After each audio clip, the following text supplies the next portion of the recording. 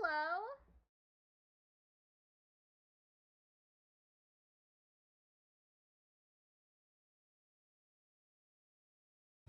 Get set up.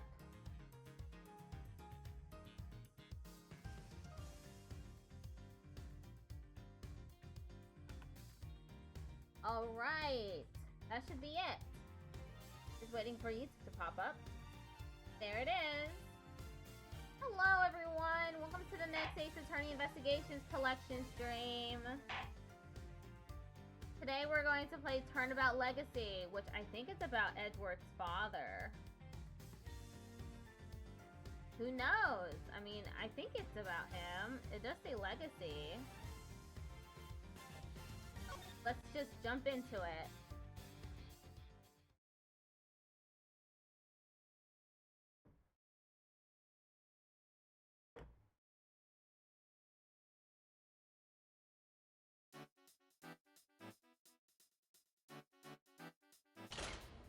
What shall we make today, kids?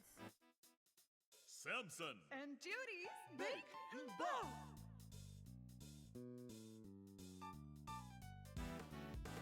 Macarons, waffles with cream, chiffon cakes that are light as a dream. Laugh and sing, smile, it's true, all that sweetness waiting for you. Look there, what, where? Over there! The oven's got something special to share. Bing. Now let's see what we've got for you! It's cooking time! Are you ready to make something special together?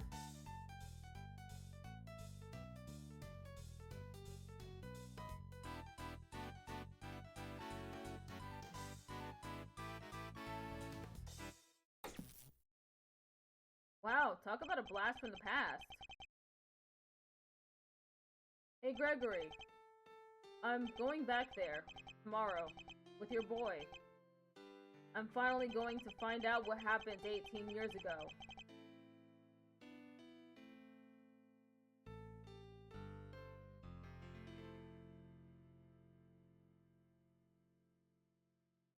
Wonder what that's about. 18 years ago.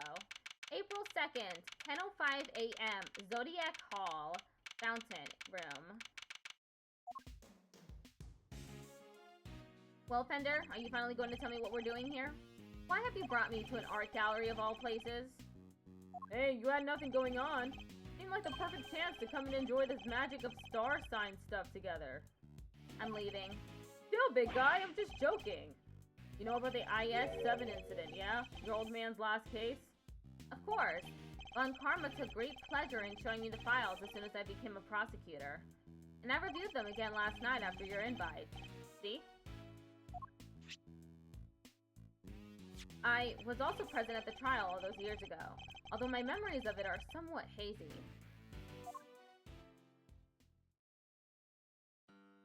As a child, I was completely in awe of my father. The sight of him in court was inspirational.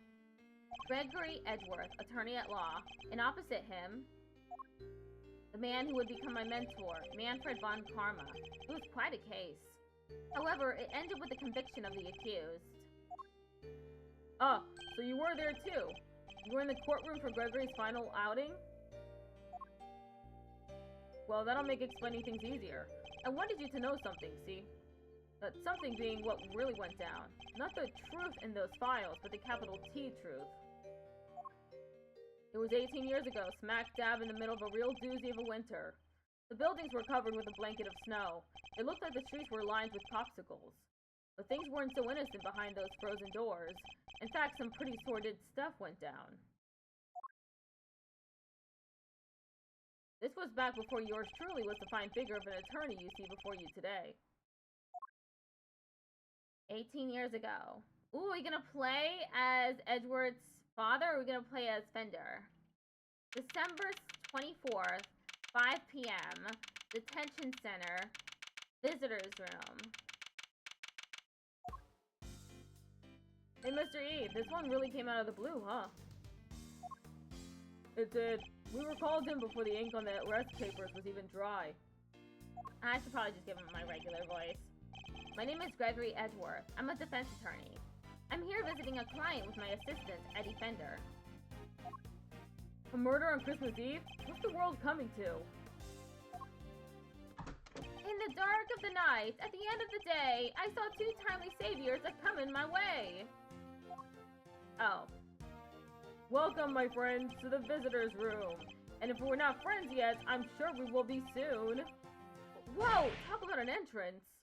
I was not expecting that. Neither was I. Sorry if I surprised you. I'm just so happy to see you both. Thanks so much for coming out. Seriously, I can't thank you enough. You're the accused, I take it. I am. Gregory Edgeworth, attorney at law, at your service. I look forward to representing you. This is my assistant, Eddie Fender. Oh, pleased to meet you, sir. I'll do everything I can to help. Come now, Edward. Calm down, please. You'll have to forgive him. He's still new to this. He's been helping me out part-time, but he's far from fully fledged lawyer material yet. Nonetheless, I'm hoping he'll be of some assistance in investigating the particulars of this case. Gregory and Eddie, it's an honor to meet you both. My job as a defense attorney is to save my clients from wrongful convictions. So the first thing to do is establish whether or not he is truly innocent. Perhaps we could begin by having you tell us a little about yourself. What am I thinking? I haven't even told you my name. I'm Samson Tengoroa. It really is you? Samson Tengoroa, the world's greatest confectioner? You flatter me, my young friend. And call me Samson, all my pals do. Wow, thanks, Samson, I will. I can't believe I'm meeting you in person. It seems Eddie knows something of our client.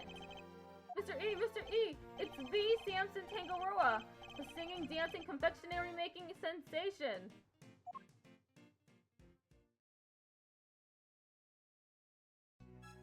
What shall we make today, kids? Macarons, waffles with cream, chiffon cakes that are light as a dream. Laugh and sing, smile, it's true. All that sweetness waiting for you. Look there, where? Over there. The oven's got something special to share. Bing. Now let's see what we've got for you. I almost started dancing along. No way, I got to sing with Samson Tengoroa. This is a dream come true. Thanks, little pal. It means a lot to hear you say that. My apologies, but I think we need to discuss the matter at hand. Of course. I'm sure you're both very busy. Alright, where would you like me to start? So you're not just a confectioner, but also a singer and a dancer? I sure am. When I'm having fun, my body just starts moving. You must really enjoy making desserts. Haha, wouldn't be much of a confectioner if I didn't. I live to make sweets that will bring joy to others. Hey, they're not just things, they're works of art. Sparkling, dazzling, mouth-watering creations. The stuff that dreams are made of. So he aims to create joyous and inspirational pieces, does he? I understand that the incident in question happened at your mansion? It did. We were holding an international confectionery contest there when a body was found inside one of my creations. Inside one of your... No way! The detective in charge placed me under arrest because of it, and now here I am. But I could never take a life. Never. I'm sure the police will see that too in time. They'll realize their mistake. I sure hope so. And what can you tell us about the victim? His name is Artie Frost. He was taking part in the contest. Mr. Frost was a wonderful confectioner. His creations were things of real beauty. I just don't understand. Why did he have to die? I'm sorry. He seems genuinely upset over the victim's death. I think I have a pretty good measure of the man now. Mr. Tengoroa, there's just one last thing I need to confirm with you. You didn't kill Mr. Frost, correct? Correct. I swear to you that I didn't do it. Like I told you, I could never take a life. Never. He seems quite sincere. Alright, I'm going to take you at your word. Thank you for being so forthright with me. Likewise. It's good to talk to somebody other than those detectives. We'll head to the scene of the crime and see what we can learn. We'll be in touch when we have something more to tell you. Goodbye, Gregory. Goodbye, Eddie. I'm counting on you both. December 24th, 6 p.m. Contents venue, fountain room. It's pretty cold out there, huh, Mr. E? I never saw so much snow. Yes, and it doesn't seem like it will be letting up anytime soon. But just look at this place. What a sweet house Samson's got. It's huge. Yes, big enough to hold an international confectionery contest, no less. Welcome, welcome everyone! Come on in, we'll have some fun! Oh no. Are you alright? I'm sorry. Would you happen to be Mr. Gregory Edgeworth by any chance? I would. It's a pleasure to meet you.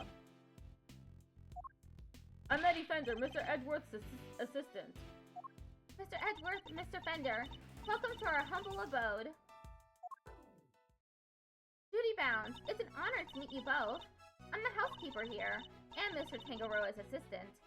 You're no housekeeper, you're Judy Bound. The Judy Bound. You know a little something of my work? A little? I watch you on TV every chance I get. I'm Bacon Bob's biggest fan. It's very kind of you to say so. We'd be nothing without our fans. And what might Bacon Bob be? It's only the biggest show on TV. Every kid on the planet loves it. The dynamic duo of Samson and Judy make delicious sweet stuff, all while singing and dancing. Like this. Check it out. What shall we make today, kids? Cookie dough. Caramel too. Fluffy chooch cream. Tiramisu. Everyone, come along. Bacon treats with a smile and a song. There, oh, Where who? there, it's true. The oven's got something special for you. Ping. Just take a bite, and you will see. That was a wonderful performance, Mr. Fender. Bravo! I dance along every time I watch the show. Perhaps Miles might enjoy it too. I'll suggest it later. But all this dancing really takes it out of a guy. Oh, I'm so sorry. I'm the world's worst hostess. Here, nothing relaxes the body and mind quite like a cup of tea. Clink, clink, clatter, clatter.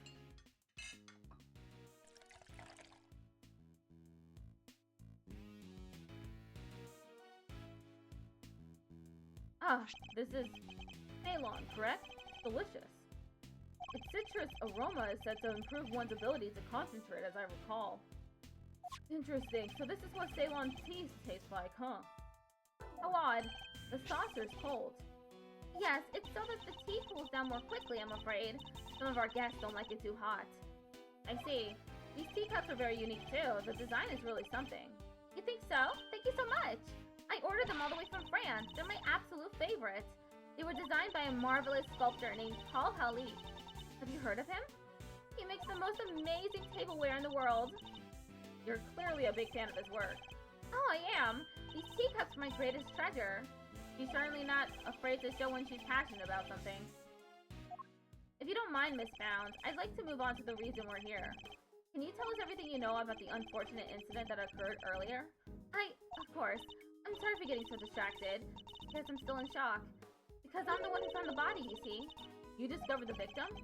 Is it true that the body was recovered from inside one of Mr. Tangaroa's creations? It is. We were in the middle of the contest's final judgment phase when I heard the sound of something big collapsing coming from Samson's room. Samson, are you in here? Ah! I opened the door and went inside and there was Mr. Frost's body. Thank you. I'm sorry to make you relive such a traumatic experience. Think nothing of it, please. I only wish I had more to tell you. Now, if you don't mind, Miss Bound, I'd like to begin our investigation of the crime scene. Oh, Mr. Edgeworth, Mr. Fender, you have to save Samson. He's no murderer. He could never do something like that. Of course. Leave it to us, Miss Bound. Thank you so much. I'll go serve the others their tea then. Come, Eddie, to the scene of the crime. Yes, sir, Mr. E. December 24th. Contest Venue. Tangaroa's room. Oh, it's one of the Takarasu. No way! Everything in this room's made of chocolate. I can't believe I'm getting to see so many of Samson's creations this up close and personal.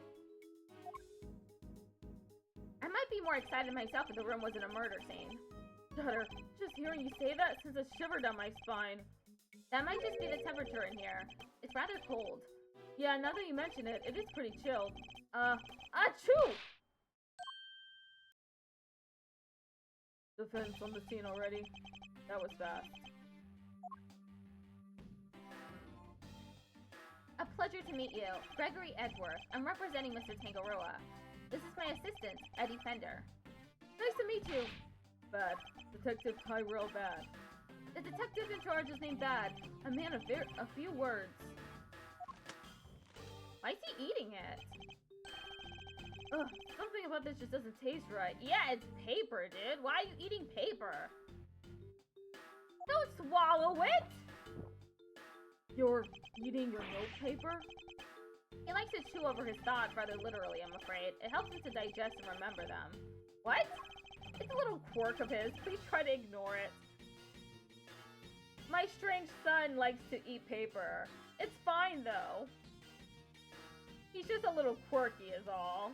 What the fuck? Although I'd be the first to admit that that's easier said than done.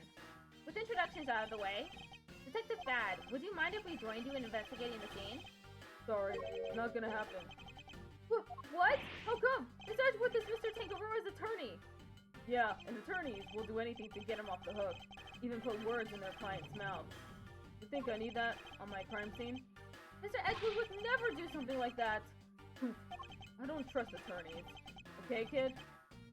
Detective, you established my client's supposed guilt based on an investigation of the crime scene, correct? That's usually how it works, yeah? What of it? Then extend me the same courtesy. I believe he is innocent, and I would like the chance to prove it. You believe he's innocent, and you didn't even see the scene yet? That's some flimsy lawyer. That's exactly why I wish to see the scene for myself. I need to ensure that my belief is based on solid evidence and sound reasoning. You about to tell me you're not leaving until I let you look over the scene? I am. Just fine. Knock yourselves out. Thank you, Detective. But I'm coming around with you. Like I said, I don't trust attorneys. If you're good with that, go ahead and get to it. There was a lollipop this whole time? I must admit I didn't see that coming either. We'd better get started then. I'll need you to take notes, Eddie. On it, Mr. E! Let's get this over with. Begin investigation.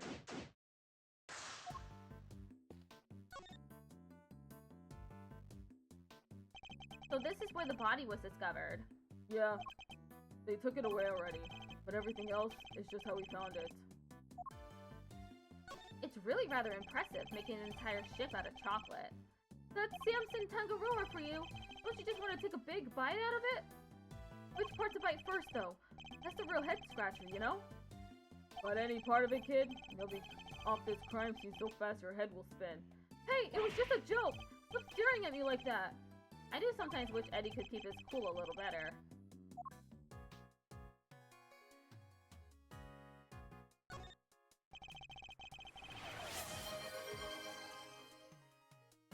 Rhythmix is just redeemed. Hi. Hi! Thank you for following, Rhythm XZ. How you doing? It appears the body was inside the treasure chest. Yeah. Woman by the name of Bounce found it. Samson, are you in here? Seems she heard something breaking and came in to see what it was. If only we had just a little more information. There's something else in here. Huh? It looks like a seal of some kind, with somebody's initials and an intricate shape carved into it. Is it for making those fancy wax things on documents? Do you think it belongs to the victim? No idea, but it's gotta get logged anyway, so I'll take that. Hey! You came in just in time. I just started the stream. And this case. One of the stands for the ship is broken.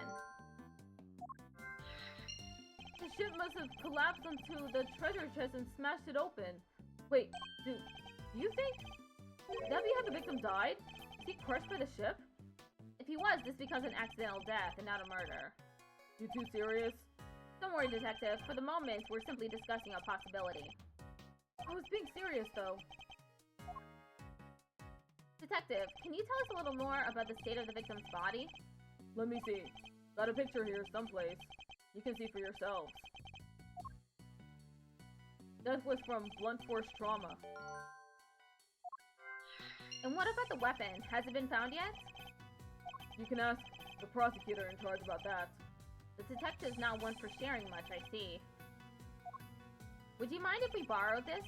No skin off my nose. It's not like it's official. Fallon took it with an instant camera when she found the body. An instant camera? Like it's disposable or something?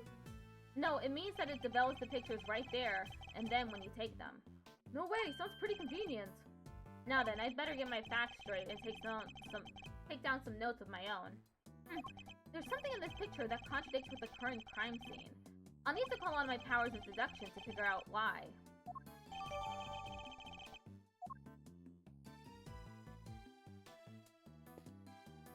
The Red Rover and the Crimson Tide. It looks like this title is the inspiration for everything on display here in this room. The ship and the treasure chest, of course, but also all the other nautical objects on display. It's certainly a suitably grand theme with which to showcase Mr. Tangaroa's talents. This is a fine selection of nautical paraphernalia. You think one of them could be a murder weapon? No, they're all made out of chocolate. You'd have a hard time bludgeoning somebody to death with one of them. This can't tell what's real in here. They really do look genuine. I can hardly tell the difference myself. A true testament to Mr. Tangaroa's skills. What are you investigating, officer? Sir, I was just taking the temperature of the water here. And what have you learned? Oh, it's warm, sir. The stream in each room flows into the main fountain, and then the water is circulated back to the rooms. Unusual, to say the least. I've never seen a house quite like this one.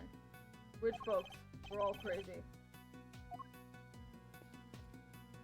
How's it looking over here, officer? Nothing of interest in the cupboard, or...? Yes, sir! So, there is? Oh, no, there isn't. Just a blowtorch used for cooking and some tableware, sir. You heard the man, Mr. Attorney. Nothing to add, am I right? No. So, you do have something to add? Oh, no. Just can't get a straight answer out of anybody. Perhaps you should ask a straight question.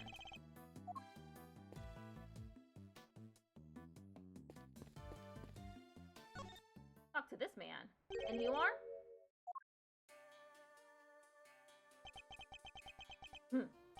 Sorry, meditating. Did you want something, detective? Oh, I'm an attorney, not a detective. Gregory Edgeworth. A pleasure to meet you. And I'm his assistant, Eddie Fender. I see. Name's Carmelo Gusto. I'm a confectioner, here for the contest. You are? What's your specialty, Mr. Gusto?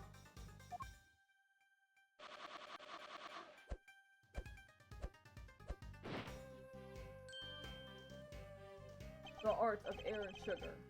No way! Look at that! It's a little baby seahorse! It's a dragon, a noble soaring creature of the skies. That's a dragon? It does look more aquatic than airborne. No need to sugarcoat it. My design sense is weak.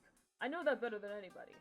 That's why I'm heading to Zhengfa when this is all over. I need to train hard. Perhaps we should get off the subject of his design sense for now. So what are you doing in here, Mr. Gusto? I didn't think they were allowing civilians on the scene yet.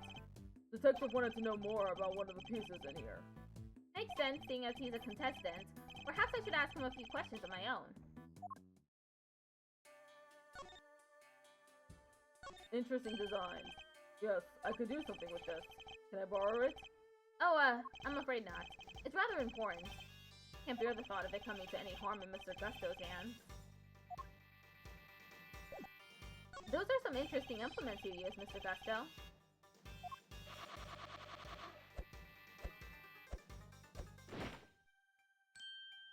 Sugar blowing pumps. They put air into the sugar.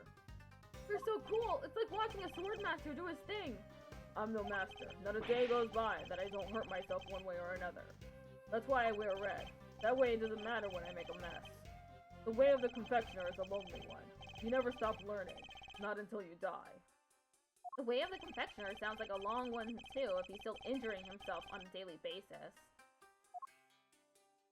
What can you tell us about the contest? Based on what we've seen so far, flavor doesn't seem to be the only criteria at play. The contest was Tangaroa's idea. It's about art. Confectionery as art. Confectionery is art? Art you can eat, every part of it. Every single item in this room is edible. The whole place does kind of smell like chocolate. Tangaroa is a genius, a once-in-a-generation talent. Flavor and flair, he has it all. And if you can't outdo the god of confections himself, you can't win. I don't know, man. Beating out the greatest in the world seems kind of hard, yeah? As it should be. Whoever beats him becomes the greatest in turn. That's the real prize here. Nothing else matters. So you're competing for a title, effectively. And a treasure. The ultimate cookbook. Tangaroa's most prized possession. If you want to know more, it's all written down here. It's the list of rules that was given out to contestants. Contest rules added to the court record. Sorry, I don't know much about what happened. I only heard about it after the judging was over. How was the judging organized? It started at 3 p.m. Tangaroa began making the rounds right around then. He left his own room, then worked his way around the venue clockwise. My creations were the first to be judged. After that, he went to Stone's room. She's another one of the contestants. What can you tell us about her? Ruthless, brutal. There's nothing she wouldn't do to win. She was working with cream, some kind of dreamscape. Then, last of all, Frost's room. His thing was flavored ice. Sculptures this time, or so I heard. Bounce found the body, while Tangaroa was still making the rounds. He panicked, ran to call the cops. Tangaroa went right on judging, claims he didn't know a thing about it until afterward. Went ahead and looked over the victim's work, even though the guy was nowhere to be seen. Pretty suspicious behavior in anyone's book. I don't have enough information to challenge him on that yet. By the way, Detective Bad, what were you and Mr. Gusto talking about earlier? I was going to ask about the piece on the wall here, the one in the frame. Seemed like something was off. Thought I'd better ask somebody who knows about this stuff. But then you bozos showed up and pulled me away from my very important work. Perhaps we can take a closer look at it together. Can't take a hint, can you? Mr. Gusto, would you mind helping us out? Of course! Confectionery is my life. If you have any questions, I'll be happy to answer them. Thank you. That's very kind of you. Who knew you can make a picture this pretty out of chocolate? Caption really is a god among men. Is it really made of chocolate, though? It looks far too much like a regular illustration to me. You have a good eye. I'm impressed. That's no piece of candy. That's the ultimate... Oh. That's no piece of candy. That's the ultimate cookbook. The ultimate cookbook? In other words, the grand prize. What? So it's not made of chocolate after all? No, the book is simply enframed in some. Tangaroa showed it to all of us when he gathered us here to explain the rules. The participants knew that the grand prize was in this room the whole time. Anyway, you see it too, right? The frame. Something's missing. The oddity Detective Bad was going to ask Mr. Gusto about earlier. Yes. You're right, Detective. Something is missing from this frame. So it's not just me. Huh? What's missing? I'd better show Eddie which part of the frame is missing from chocolate. Take that! Look closely, Eddie. Don't you feel that something is lacking here? Sorry. Art's not really my thing. And maybe that's just an artistic flourish, you know? My glasses must have slipped. That's not the part I meant to point out. We're talking about something being missing from the frame, right? That's right. You don't need to know anything about art to see what it is. What? I thought it was the obvious fingerprints. Okay, maybe it's this? Take that! Look at the decorative work in the corner here. Something's missing, no? Oh yeah, it's different from the other side. That's not like Tangaroa. The balance is all wrong. The But that's not all. Take a look around. Every confection in this room is missing some small bits. You're right! The candle holder, the nautical stuff, they're all like that. Did somebody deliberately damage them? That's a very good question. Or did Tangaroa just wanted to look like somebody messed with his work? He'd never do that to his own creations. Never! Could this have some deeper meaning for the case? I'm gonna scour the scene and inspect anything that catches my attention. Are these finger marks? Yeah, but we don't know whose yet.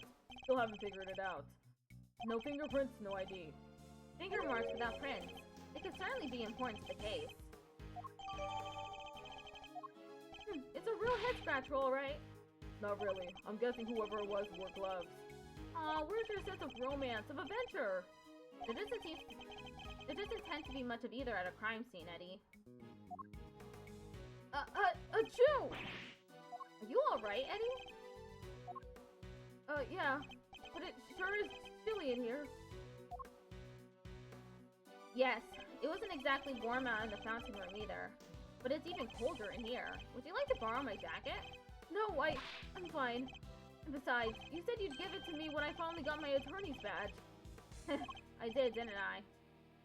Why do they have the heat down so low? Chocolate needs to be kept to the right temperature. Take a look behind that panel on the wall. What panel?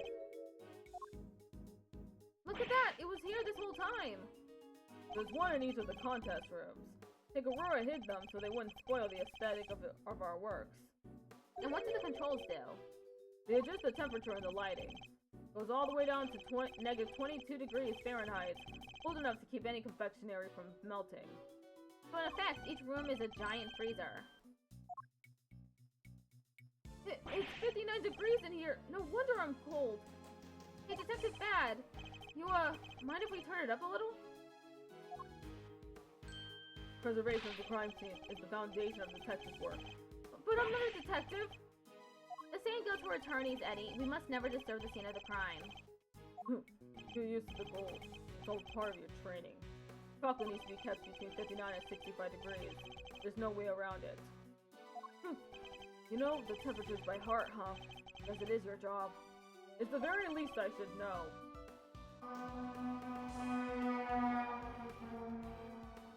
I didn't even get a chance to mute the audio. Damn. Any real confectioner should be able to tell you that and more. Alright, what about lollipops and cream? If it's not too hot or too humid, a lollipop should be fine just about anywhere. Cream needs to be kept at around 50 degrees. Need to watch out for heat and humidity, huh? Duly noted. Detective Bad kind of brightened up when he was talking about lollipops, didn't he? I suppose he must be very fond of them. I don't believe there is any more to be found here. A candelabra made of chocolate. There's a title here, The Light of Life. Well, this particular light seems to be missing one of its life-giving flames. Does it have some sort of symbolic meaning? Or could it be... It's a journal! Oh, it's a journal belonging to the captain of the chocolate ship, also made of chocolate. A diary of despair. That's some title. Come, hearken. See how we crossed the sea and rode the red tide to misery. Quite a jaunty rhyme for such a tragic-sounding tale. Looks like a fire alarm. Yeah, and before you start prodding it, it's not made of chocolate. Push it and bells will start ringing. People will come running from the security room. A whole bunch of hassle. So don't. I know you want to, but don't. Honestly, the thought hadn't even crossed my mind. Typical attorney. What does being an attorney have to do with anything? These controls can be used to adjust the room's temperature and lighting. Red, yellow, green, dark blue, light blue, white. That's a huge range. Temperature is set to 59 degrees. Light color is set to white. The pieces in here are made of chocolate, that's why. White light makes them look better. Mr. Tangaroa must see the room itself as a part of his carefully crafted creations. The picture is not made of chocolate. It's the cover of a book, the ultimate cookbook. The ultimate cookbook. In other words, the grand prize. Yes, and framed in chocolate. Tangaroa showed it to all of us when he gathered us here to explain the rules. The participants knew that the grand prize was in this room the whole time. Need some water.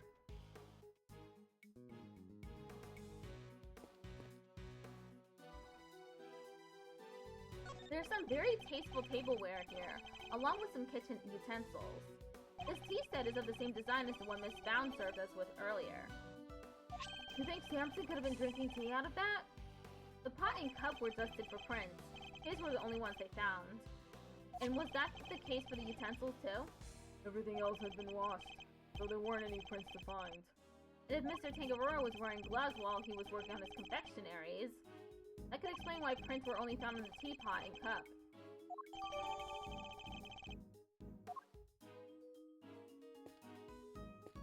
Gloves. Tangaroa wore them when he was working on his masterpiece over there. They're conveniently good at hiding fingerprints, too. I suppose it's possible to employ them in such a manner, but is it really all that suspicious to find a pair of gloves in a kitchen like this? I'm a detective. Everything's suspicious. That's the job.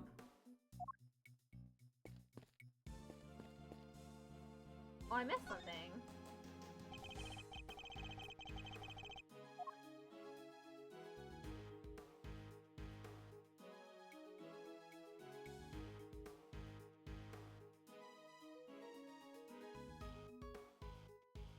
Oh, I didn't. Oh, wait. Over here.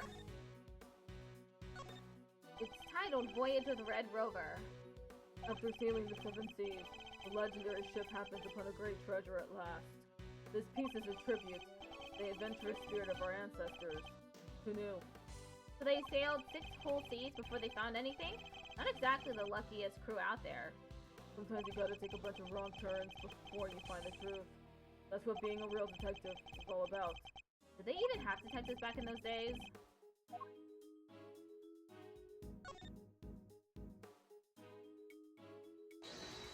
Could this be related to the evidence somehow?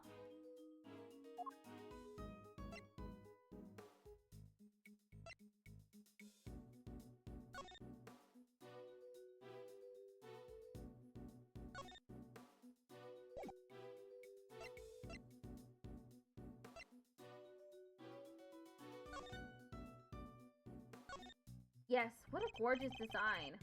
Really? This seems a bit out there to me. Like, how do you even get your tea in there? Art isn't about function, Eddie. It's about form. Guess I'll have to take your word for it, Mr. E. This art stuff is way beyond me.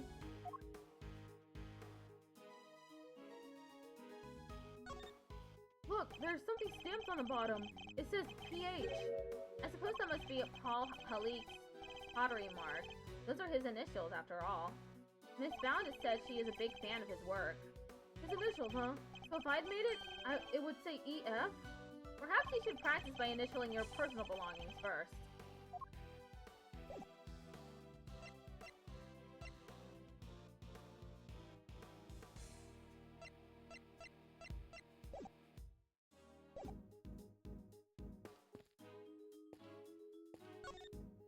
What is it? You're doing this all wrong. An investigation is like a popsicle. You walk around the scene, look at stuff, talk to witnesses. Everything you do, it's like a lick of the popsicle. Slowly you eat away at it. Until all that's left is the stick. And written on that stick is the truth. And I suppose I'd better hope it doesn't say guilty. Nothing has been moved since the body was found, correct? Preserve the scene. That's rule number 1 of any investigation. They took the body away, but everything else, untouched. Could you tell us a little more about the state of the body before it was taken away? Found. Took a picture. You'll have to make do with that, Mr. Lawyer. I get the feeling that the good detective is none too fond of defense attorneys. Probably best not to rely too much on him and search the scene for clues and contradictions myself.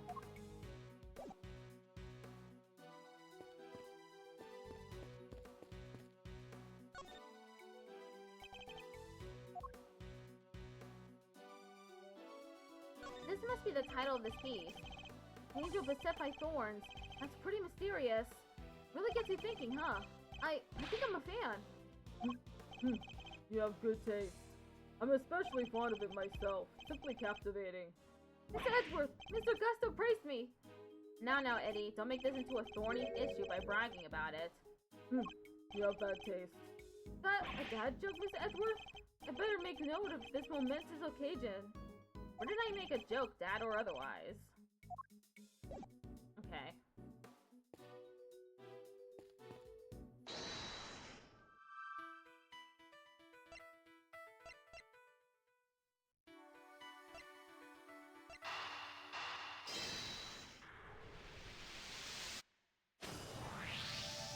The stand broke and the ship collapsed with it. And the loud sound it made brought Miss Bound running. Yeah, said the ship had already killed over by the time she got in here. But why did the stand collapse? What caused it to break? Maybe the whole thing was off balance from the get-go? Could that really have been the case?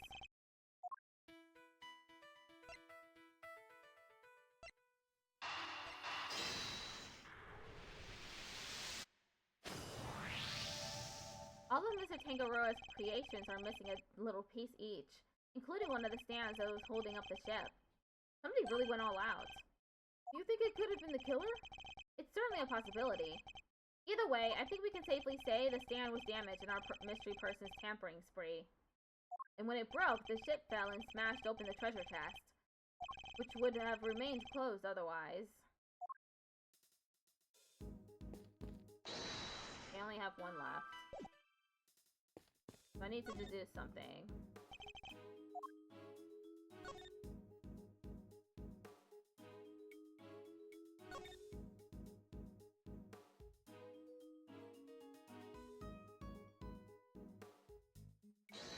Maybe it's this?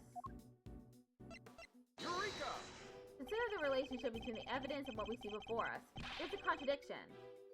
Considering the ship before us and how you're lucky it's made of chocolate. Otherwise, you'd be on it right now, floating down that little stream over there. Not exactly the most pleasant way to be ejected from a crime scene. I need to calm down and think this over once more time. I'm certain there's something missing that ought to be here.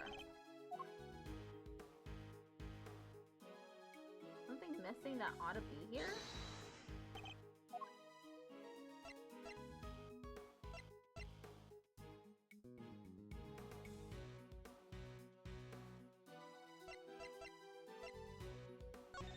Prizes, the ultimate cookbook, the title of World's Greatest Confectioner. Rules. 1. Judging will proceed clockwise from the leftmost room. All contestants to gather in Mr. Tangaroa's room when judging ends. 2. Non-confectionery items may not be used as decoration. Stands and display materials will be provided.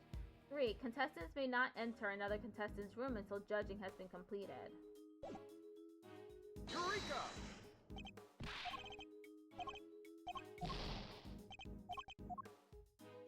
I'm just guessing. Eureka!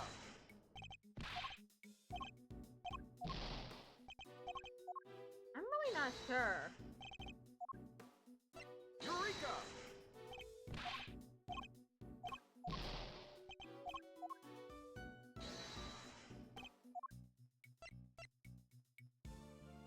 Eureka!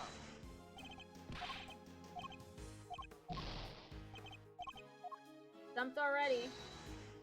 A new tip? 50% of gold? Oh. Thank you so much. I actually was supposed to change that goal to something else. Because I'm no longer buying Yakuza Kiwami 3 because there's controversy surrounding it. But thank you a lot for the tip. I hope that's not disappointing. I was planning on playing the remastered version, but it doesn't work on my computer.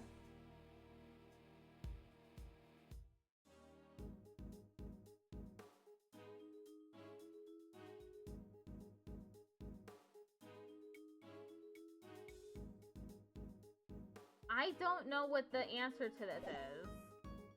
What is missing here that should be here?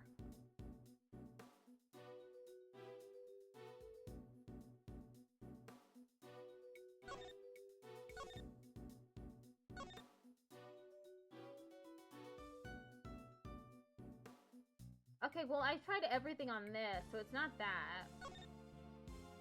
Is it maybe this?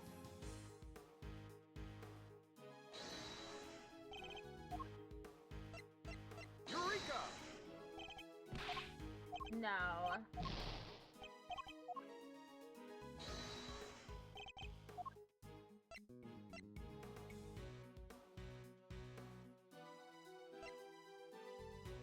Eureka! Okay, I think I'm gonna have to look up the answer. Let me just, real quick, look through this walkthrough.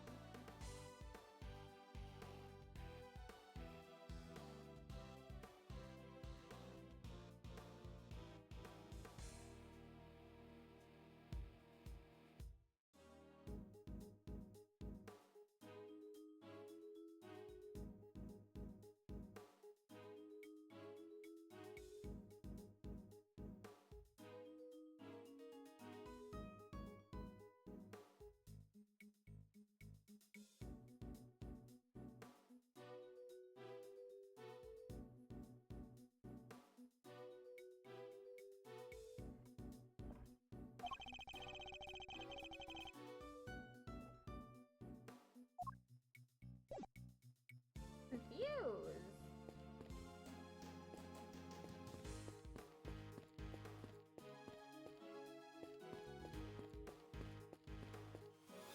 Whoa!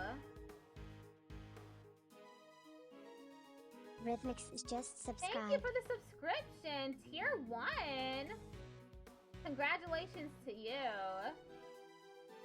And thank you so much for all the support. It's unexpected. My ice Pikmin emote. Thanks for using it. Only I use it. Okay. You're welcome. Thank you so much. That's really something.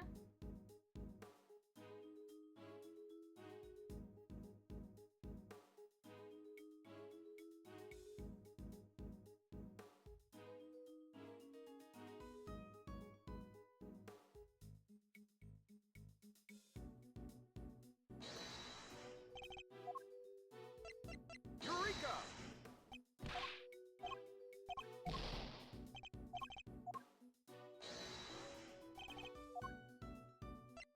Eureka!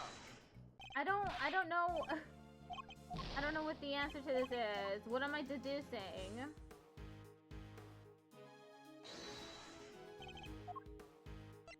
Eureka! Okay, I lost just now.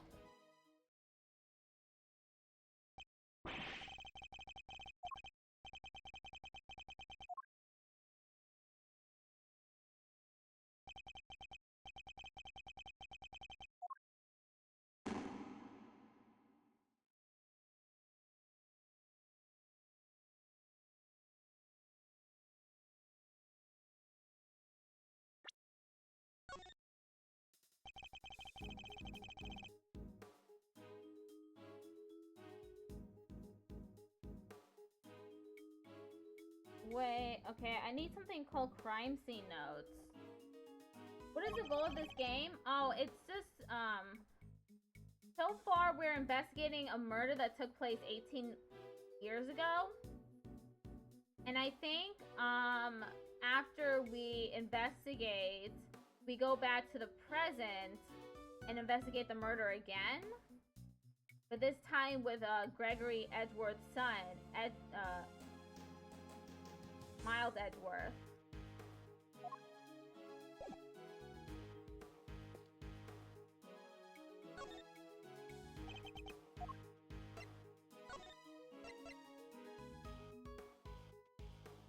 Okay, I have crime scene notes.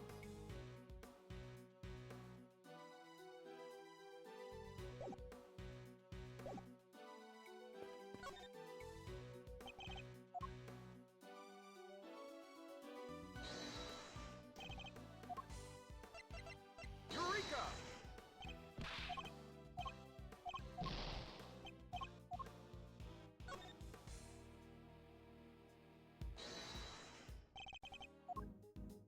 Eureka! This is supposed to be correct. Is now with a famous meme. There is a famous meme. I believe it's almost Christmas means it wasn't Christmas. think that's the famous meme.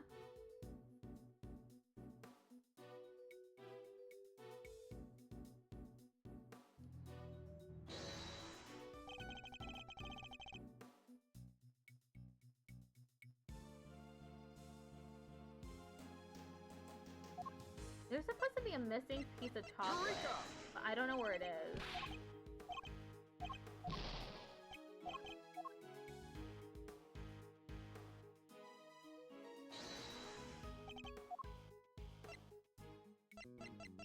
Eureka!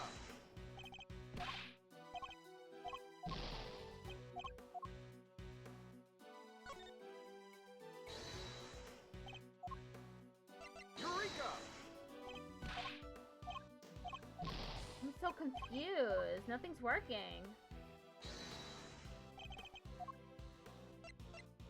Eureka!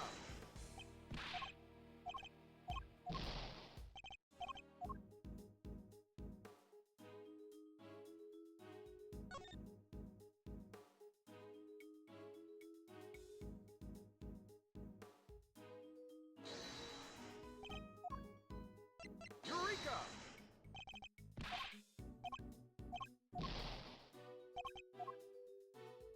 I don't see it. Missing piece of chocolate. Where is it?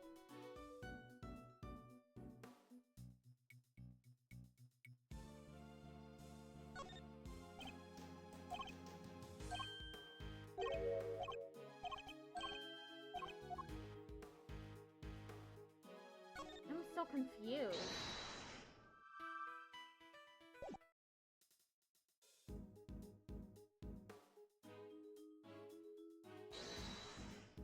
This is supposed to be the piece of evidence I used.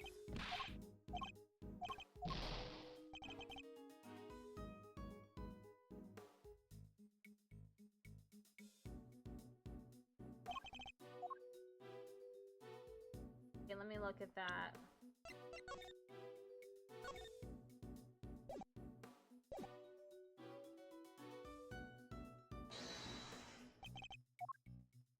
Eureka! I finally got it. Thank fucking God.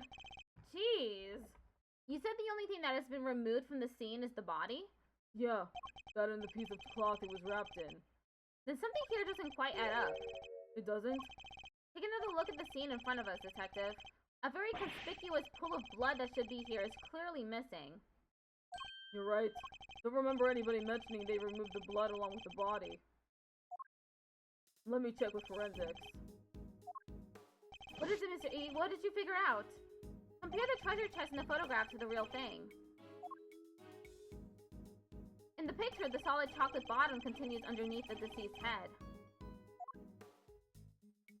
And yet, that part of the chest is now gone. That part with the blood all over it! Exactly. So, did the police remove it? Or perhaps the killer? It wasn't forensics. They're saying nobody took anything like that away. Interesting. So somebody deliberately removed the blood from the scene? Could be. Investigation complete! Thank you. Thank you so much. I think we're about done here for now. Well, if I wasn't convinced before, I am now.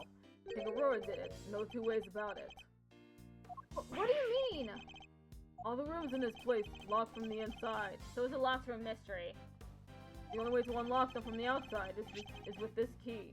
I see. And who had access to that key? Who do you think? Aurora. And it's the only one. There aren't any copies. With the mansion key, Aurora could slip into anybody else's room at any time he liked. And he could even lock his own room from the outside if he wanted. But Mr. Tangarora's room wasn't locked, was it? Nope, which is exactly what makes him a suspect. Would you care to explain your thinking? Why I think Tangaroa did it? If the door had been locked when the body was found, Tangaroa would have been the obvious suspect. Which is why he deliberately didn't lock his room. And why he smashed in the lid of the treasure chest so the body was on full display. Everyone was supposed to gather in his room when the judging finished up. So he made it look like the murder happened while he wasn't there. The one thing he didn't plan on was balance finding the body. Anyway, that's my thinking on this whole thing. Good enough for you, Mr. Attorney? Do you also believe it was Mr. Tangaroa who damaged the other pieces in this room? Yep. I know you have to believe your client. That's your job. But I'm a detective, and I serve the law. No matter how squeaky clean somebody might seem, a suspect is still a suspect. I fully understand your reasoning, Detective. Now, would you mind if I applied a little critical thinking of my own? Do your worst. Just as the detective won't compromise his devotion to the law, I won't compromise my beliefs either. And I'm not about to just accept his version of events. In fact, I'm going to show him the piece of evidence that highlights the contradiction in his claims. Rebuttal. If the door had been locked when the body was found, Tangaroa would have been the obvious suspect. Hold it! That's hardly solid grounds on which to base your suspicion of Mr. Tangaroa, Detective. And that's hardly solid grounds to start shouting objections left and right on, Mr. Attorney. Maybe quit interrupting and let me finish. Which is why he deliberately didn't lock his room. Hold it! And why would he deliberately not lock his room? Because if he locked it, he might as well have held up a sign saying he did it since he had the only key. But maybe it was just a coincidence.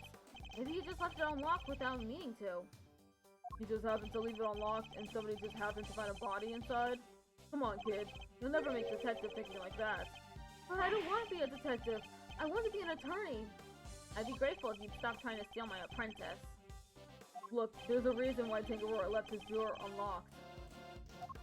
And why he smashed in the lid of the treasure chest, so the body was on full display. Hold it! You're saying Mr. Tangaroa himself deliberately smashed the treasure chest open? Yep, if he hadn't, the body would have never been found. I struggle to see how he managed to destroy his creation while judging the contest at the same time. Exactly! And besides, there's no way he would have disrespected his sweets. He eats every last crumb on Bacon Bop while dancing. That's the only way his stuff gets destroyed. This isn't about what happens on TV, kid. You know about Bacon Bop, Detective? Am I the only one who isn't familiar with this show? Wow, I never would have guessed! Can you sing the theme song too? Never mind that now. Focus. The point is this. Tangaroa was responsible for breaking that lid. Everyone was supposed to gather in his room when the judging finished up. Hold it! The judging began in Mr. Gusto's room, correct? Yeah. Kinda wanted to check his hard candy stuff out myself. In that case, how about a demonstration?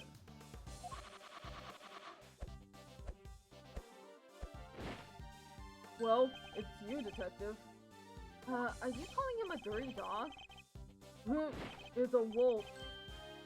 A lone wolf. I like it. I'm starting to enjoy these little displays. Anyhow. So he made it look like the murder happened while he wasn't there. Hold it! Do you have a clear idea of when exactly the murder took place? Not yet. Autopsy report's still pending. And yet you still went ahead and arrested Mr. Tangaroa? We may not know when the murder happened, but we know when the body was discovered. It was while Tangaroa was judging Gusto's room. The perfect alibi if he could set it up just right. But still not grounds for an arrest. Surely you have to agree with that. Do I? Especially when I've got nothing more to say to you. Why do I get the feeling he's hiding something?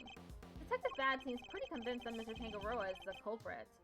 But there's no way he would have vandalized his own creations. No way!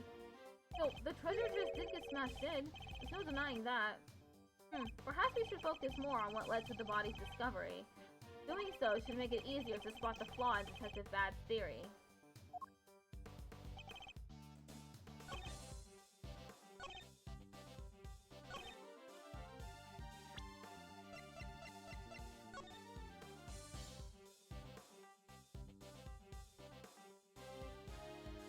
All contestants together in Mr. Tangaroa's room when judging ends.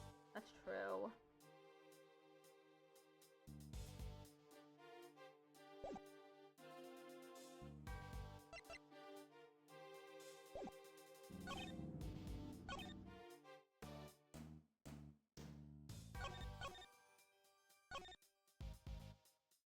Hmm.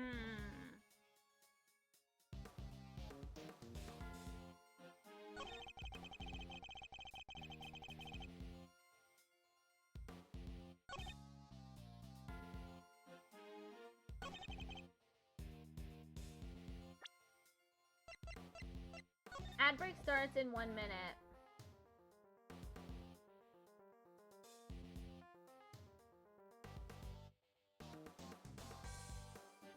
Vixen's body was found in Samsa Tangaroa's room inside a chocolate treasure chest. The lid was closed until the ship collapsed. A part of the treasure chest that was covered in blood is missing.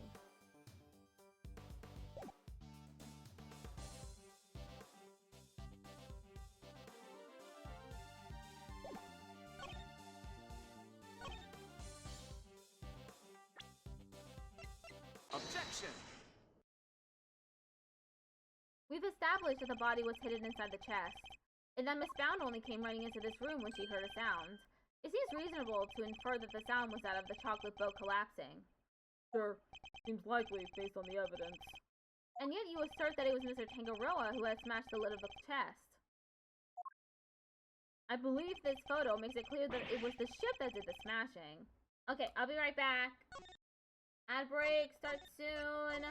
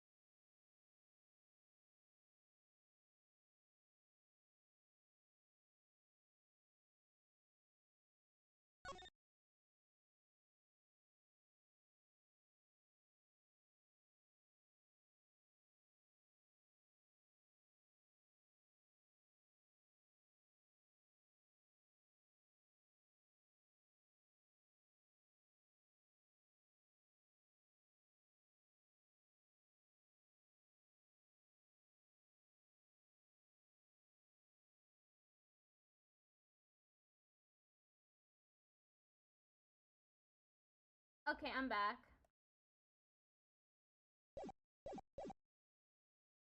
I believe this photo makes it clear that it was the ship that did the smashing.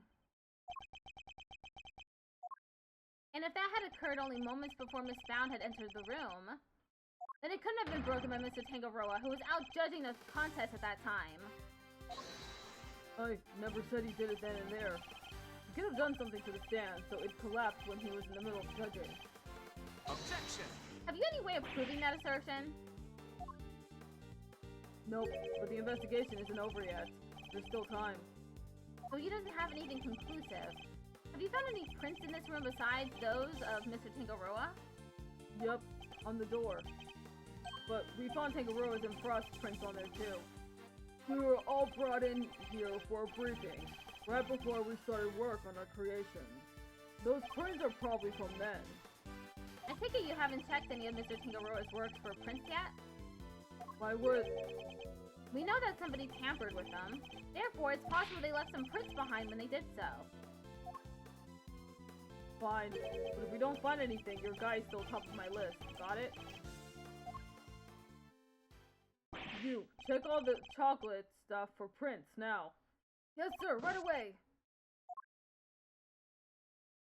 Detective Bad, we finished dusting the chocolate and we found prints that don't belong to Mr. Tangaroa, sir. Go on, whose?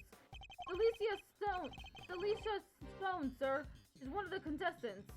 Good work. You can go back to whatever you were investigating before. Yes, sir!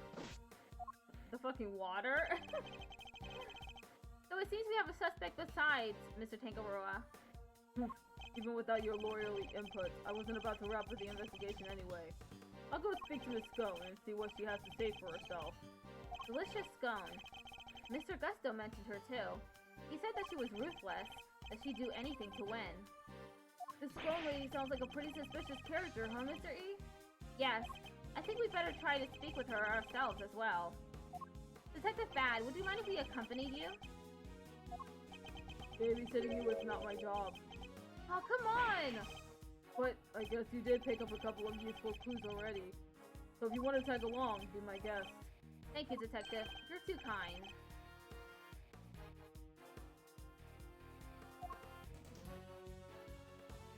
But Detective Bad, sir! I don't think that's such a good idea. The lead prosecutor is still busy in there. It'll be fine. Me and him don't exactly see eye to eye anyhow.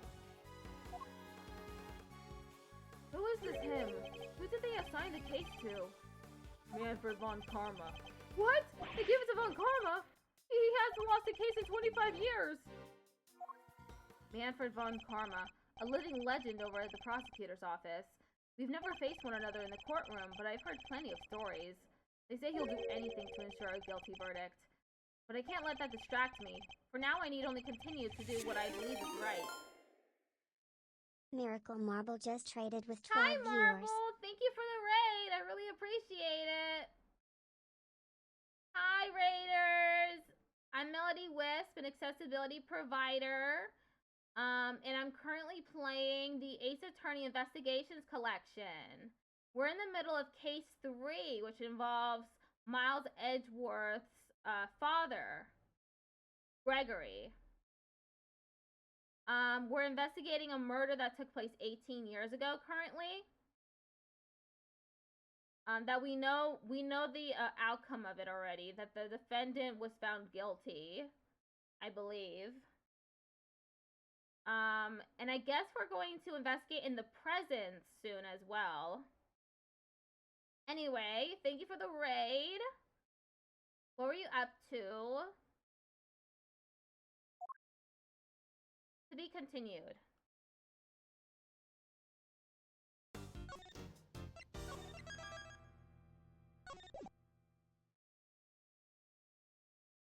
December 24th, 7:30 p.m. Contest venue, Scone's room. Is that Delicia Scone? She looks like she's not a part of this game. She's looking a little peculiar. I'm gonna give her the highest pitch voice. Whoa, a candy castle! And look, there are even some little elves to go with it.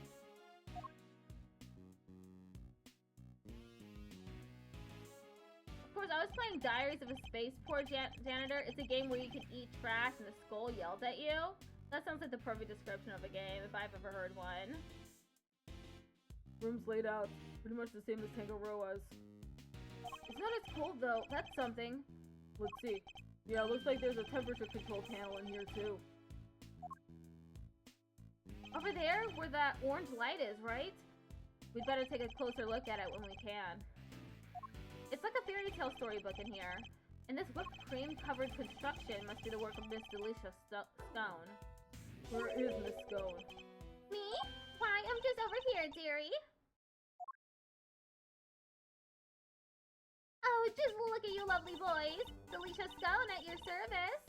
Some cheeky blighters back in Blighty even called me Miss Delicious. Hee. Also lovely boy at 34. Unexpected, to say the least. Lovely boys? Really? Even Mr. E? Oh yes, dear. You, the detective over there. You're all lovely boys to me. I'm nobody's lovely boy, lady. Name's Bad. I wonder just how old she is. Finish this up so we can get out of here, Mr. Attorney. Yes, alright. What's the meaning of this? Chit-chatting with the defense. It's Manfred, huh? Mr. Edgeworth, some scary guy just stepped out of the castle. Von Karma. What? He's Manfred Von Karma? Sorry, mannequins! The notorious prosecutor Von Karma himself. It's a pleasure to meet you, Mr. Von Karma. Gregory Edgeworth, attorney at law. I couldn't care less what your name is. Your job is to lose to me and disappear, never to show your sniveling face again. What a thoroughly rude individual. Those piercing eyes! That furrowed brow! You're even scarier than they say! And you might want to keep such rude thoughts to yourself, Eddie. We were hoping you might permit us to carry out some brief inquiries, Mr. Von Karma. Huh! And why would I wish to extend you any such courtesy? This clearly isn't going to be easy. So long as your inquiries are limited to this room, I suppose I'll allow it. Why the sudden change of heart? You, the tall fellow. Name's Bad. That's so hard to remember. I didn't ask for your opinion. The thoughts of a lowly detective do not concern me. But I do admire your spirit. Bad. See to it that these worms don't step out of line. Why do I have to? I am not offering you a choice, detective. I need to go and look over Gusto's room. Good day. Great. More babysitting. Why aren't Detective Bad and Mr. Von Karma investigating together? They don't seem to know each other well enough for there to be bad blood between them. Well, looks like we have permission to investigate. Guess we better get to it. Indeed. I'm not sure I trust Mr. Von Karma's motives, but at least we could do that much. Hold up. I haven't been over this room yet either. You're not messing it up before I get my chance. You'll have to wait till I'm done. Huh? But I thought you were the lead detective. How come you didn't take a look at this room yet? Because I wasn't the first one they assigned. One of Von Karma's pets was on the job before me. Right up until just now, in fact. I got here not long before you did. That answers my question as to why they're working separately, I suppose. What say we look over the room together, Detective? It worked out well enough before. Then you won't have to worry about us messing things up. You can keep an eye on us as we go. What kind of screwball attorney has to have a detective breathing down his neck? Guess I'm stuck with you for a little while longer. Yes! You're amazing, Mr. E! You have our thanks, Detective Bad. Don't be too grateful. This is my scene. The second you get in my way, you're out of here. Of course. We understand. Now, shall we begin? Begin investigation. It's an incredible piece of work. Hard to believe this whole castle is made out of sugar and cream. I know, right? It's like we're inside a magical medieval story or something. I didn't know you were so into such fantastical things. Sorry, Miss Edgeworth. Didn't mean to get so carried away there. Oh no, no need to apologize. I admire your enthusiasm. I sometimes wish my son was as animated as you. You have a son, Mr. E? I do. He's still at elementary school, and yet he'd rather read a statute book than a fairy tale. I can't can't help but worry that his interest will make it hard for him to make friends. Don't say that. He sounds super interesting. He'll make a ton of friends, me included, I'm sure.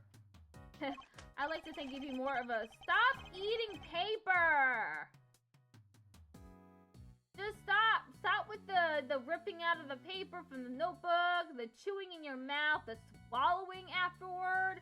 You gotta stop it, dude. That's not healthy. A big brother, huh? There you go, swallowing. Guess I have some growing up to do. Better take this more seriously. Indeed. Then with that in mind, shall we continue our investigation?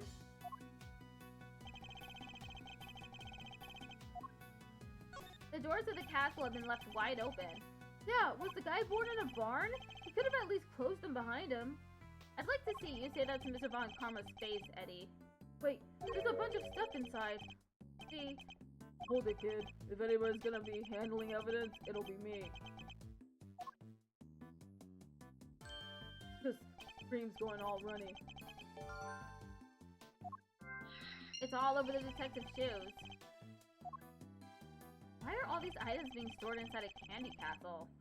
Alright, tell me what you want me to look at first. There's a bunch of blue cloth back there. 1, 2, 3, 4 rolls altogether. Well, they certainly aren't made of candy. No idea what this stuff is for. Almost looks like somebody hid it in here. And I think I've seen fabric of the same color somewhere else before. 2 big rock crystals? Looks like somebody was using the castle for storage. Kinda expected something a little more exciting behind those doors. Oh, I know! Maybe they're giant uncut gemstones. And maybe this whole thing is based on a story about a castle with a priceless treasure hidden inside. I think I'd treat my priceless treasures with a little more care. There's something on the bottom of them. Looks like a little stand or something. I was right, they are gemstones! The stands must be so they can be put on display. Well, whatever they are, it seems they're not just a large set of paperweights. Huh. These pillars, they have hexagonal indentations. Looks like something's supposed to go in there. Well, whatever they were, they're long gone. Hexagonal indentations, huh? I wonder. Castle's covered in whipped cream, so maybe a giant strawberry? A giant strawberry with a hexagonal bottom? Look, I like strawberries, okay? Can't blame a guy for wishing. I prefer bananas myself. Blueberries for me. Insightful. Is there anything else to look at in here? Nope.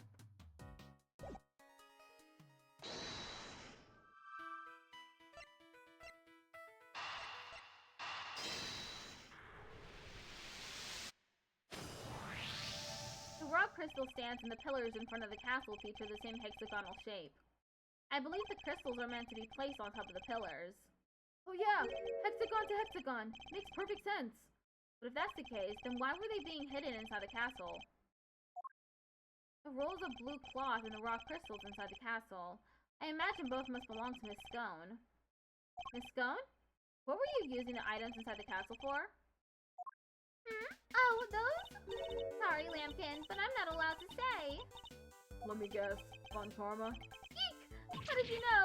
Please don't ask me to tell you. You'll have my guts for garters. It seems the prosecution really has no intention of sharing anything with the defense. Man, thought we were onto something with those giant rock crystals, but... What's that, dearie? You're interested in my little trinkets? Your trinkets? Yes, my sweets. I use them to make people all lovely and relaxed. You use rock crystals and cloths to do that? I do. It's wonderful. You should see it.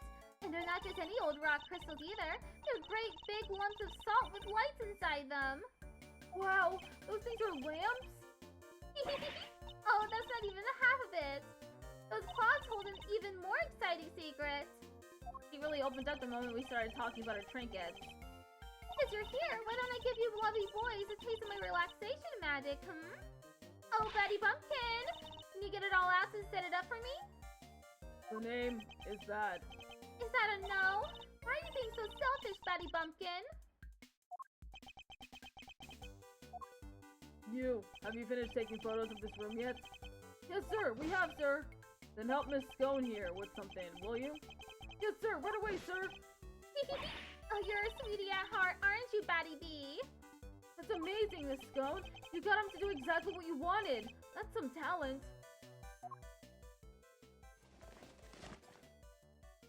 Thank you ever so much, Battykins. And you, Officer Lovely. She's even giving nicknames to the forensics guys now. I guess it's her way of showing that she cares. So, what about this is supposed to be? Relaxing exactly? Oh, don't be a big sourpuss, Batty Bee. The fun's only just beginning. Officer Lovely, you can switch it on now. Yes, ma'am.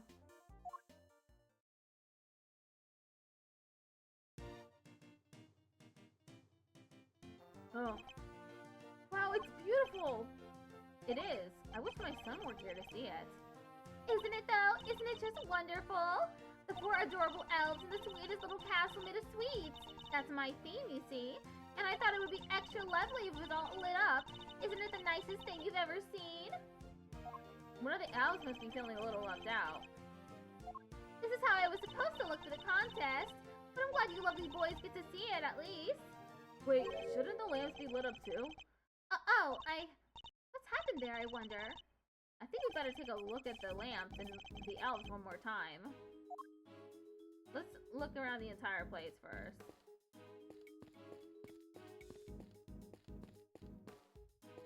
There's a blowtorch and some chemicals here. I guess it's all for cooking with. I wonder what these chemicals are. Let's take a look at the labels. Mango down 911, homicyanide 247. Wait, they're all poisons? No, sir, they're common colorings and flavorings used in candies and desserts. The first is concentrated mango boiled down to its purest essence, hence mango down. Just, they're asking for trouble with a name like that. Now I'm curious as to what homicyanide might be. Don't turn around, don't turn around! You turn around, you'll eat it! Can't eat the castle, don't eat the castle! I guess he's watching his sugar intake. There's a small door on the wall here, just like with Mr. Tangaroa's room. Here, I'll open it. Temperature 68 degrees, light set to green. Didn't Gusto say cream needs to be kept at 50 degrees? Temperature in here is too high. That is odd. I wonder why.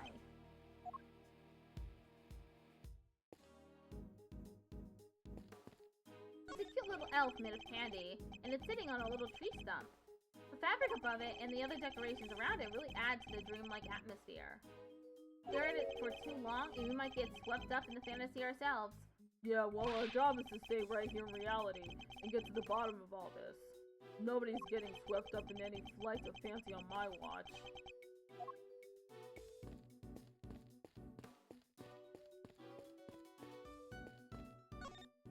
This elf doesn't have an illuminated cloth over it like the others. It's not fair to leave a poor guy out, Miss Scone. Well, I didn't want to, did I, dear? But one of my cloths and one of my little machines went missing. A cloth? And what sort of machine exactly? Oh, you'll never guess how it all works. Those luminous cloths are connected to these little thingamajigs. They're called, full spectrum light emitting devices. They send light down the main cable and into each optical fiber strand. That's what makes the cloth grow. With a little bit of fiddling, you can change the light to any color in the whole wide world. Bright red like ferocious fiery flames. Cold blue like clinking crystals of ice. They have these special batteries that last for donkey's years, and they don't mind a cloth cold at all. Donkey's ears? I've never heard of that expression before. Forgive me, so these machines, they what makes the special luminous cloth light up in all these cool, beautiful colors, Mr. E? I see. So much new technology, I can barely keep up. So these light-emitting devices, you lost one of them in a piece of luminous cloth? That's right, Lambkin. Heaven only knows where they could have got to. This cloth, it could have something to do with the case.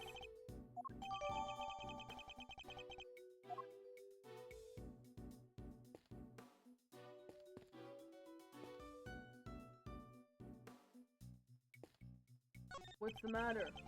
Something weird about the ladder? It's not a ladder, Detective Bat. It's a step ladder. Oh, we're back to this joke again. Same difference. Far from it, actually. You'd know if you observe their basic natures more closely. Amazing, Mr. E! I'll have to remember this for future reference. We're looking into the true nature of ladders and step ladders. I got an achievement for it.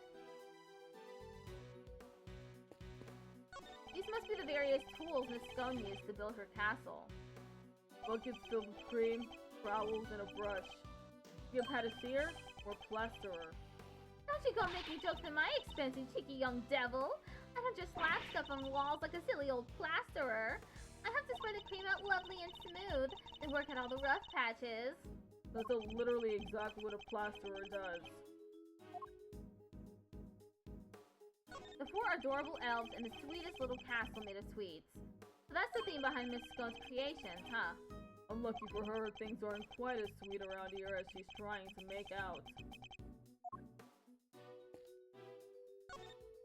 What is it? Rooms laid out in the same way as Tangaroa's. Does anything else strike you as strange? Von Karma was inside the castle. Must have been looking around in there. Who knows? Maybe he had a reason to. And what about Miss Scone? Does she seem suspicious to you? She's hiding something. I bet my badge on it. Call it Detective's Intuition. Detective's intuition, huh? Well, I have to say, I don't disagree. Something's not right here. I think we'd better hear Miss Scone's side of the story. Now that we know more, we should probably take another look at a few things. Agreed. The luminous clock, the elves, and the lamps. I think all 3 might merit a second glance. Why were they in the castle? More to the point, why were they hidden inside the castle? Something stinks, and it's not all this cream that's going bad, it's Scone. We should look over the scene again and see if we can uncover anything new.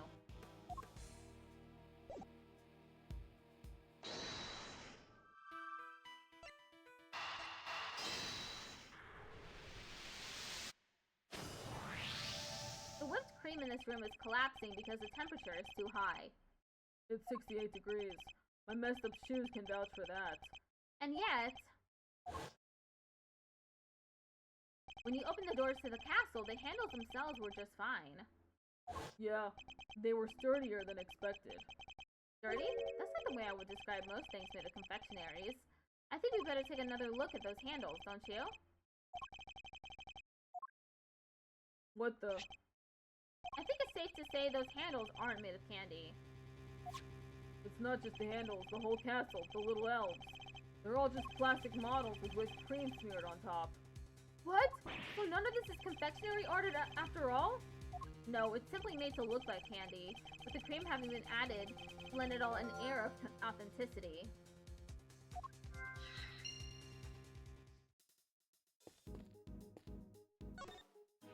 I must scour the scene and inspect anything that catches my attention. My shoes are already covered in cream.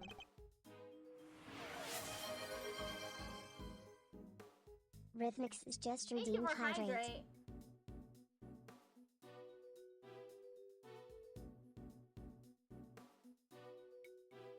I certainly needed it.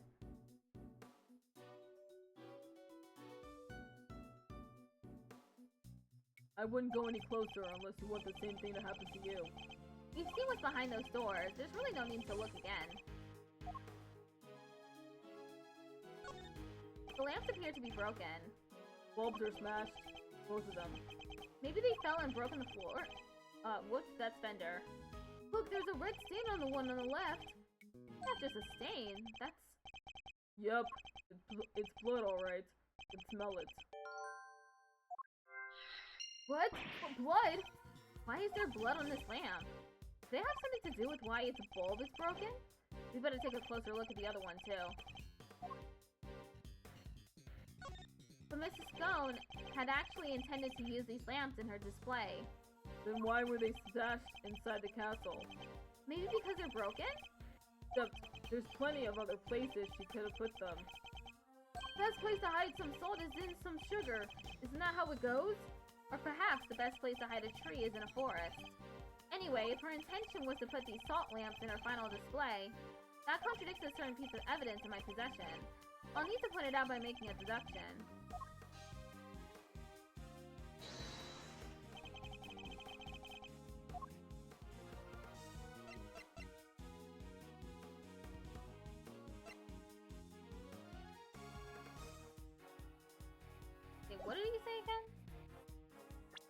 intention was to put these salt lamps in our final display that contradicts a certain piece of evidence. Maybe it's the contest rules? Eureka! Take a look at the list of rules for the contest, detective. Non-confectionery items may not be used as decoration. That means the salt lamps and the luminous cloths would both have been against the rules. Is that why they were stashed away inside the castle? I think we need to dig a little further into this with Miss Scum before we can say for sure.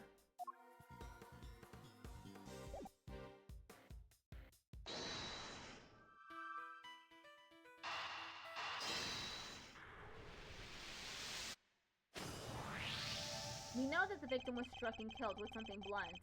And we found blood on one of the lamps, which has a smashed bulb inside. Could the lamp not have been the murder weapon? For sure! It could definitely do enough damage to kill someone! You, science guy. You finished analyzing the blood from the lamp yet? Yes, sir! This got done a minute ago, sir! The blood is the victim's, no doubt about it! There you have it. So the murder weapon was hidden in Miss Scone's room. I'm beginning to think we may need to add her to our list of suspects.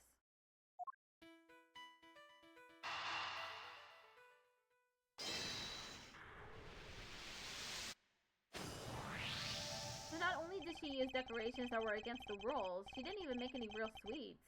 Miss Scone made a mockery of the rules. Yeah, guess she's not gonna get crowned world's greatest now. And why is it so warm in here? Do you think it's got something to do with all this? That's a good question. I think we better go ask Miss Scone herself.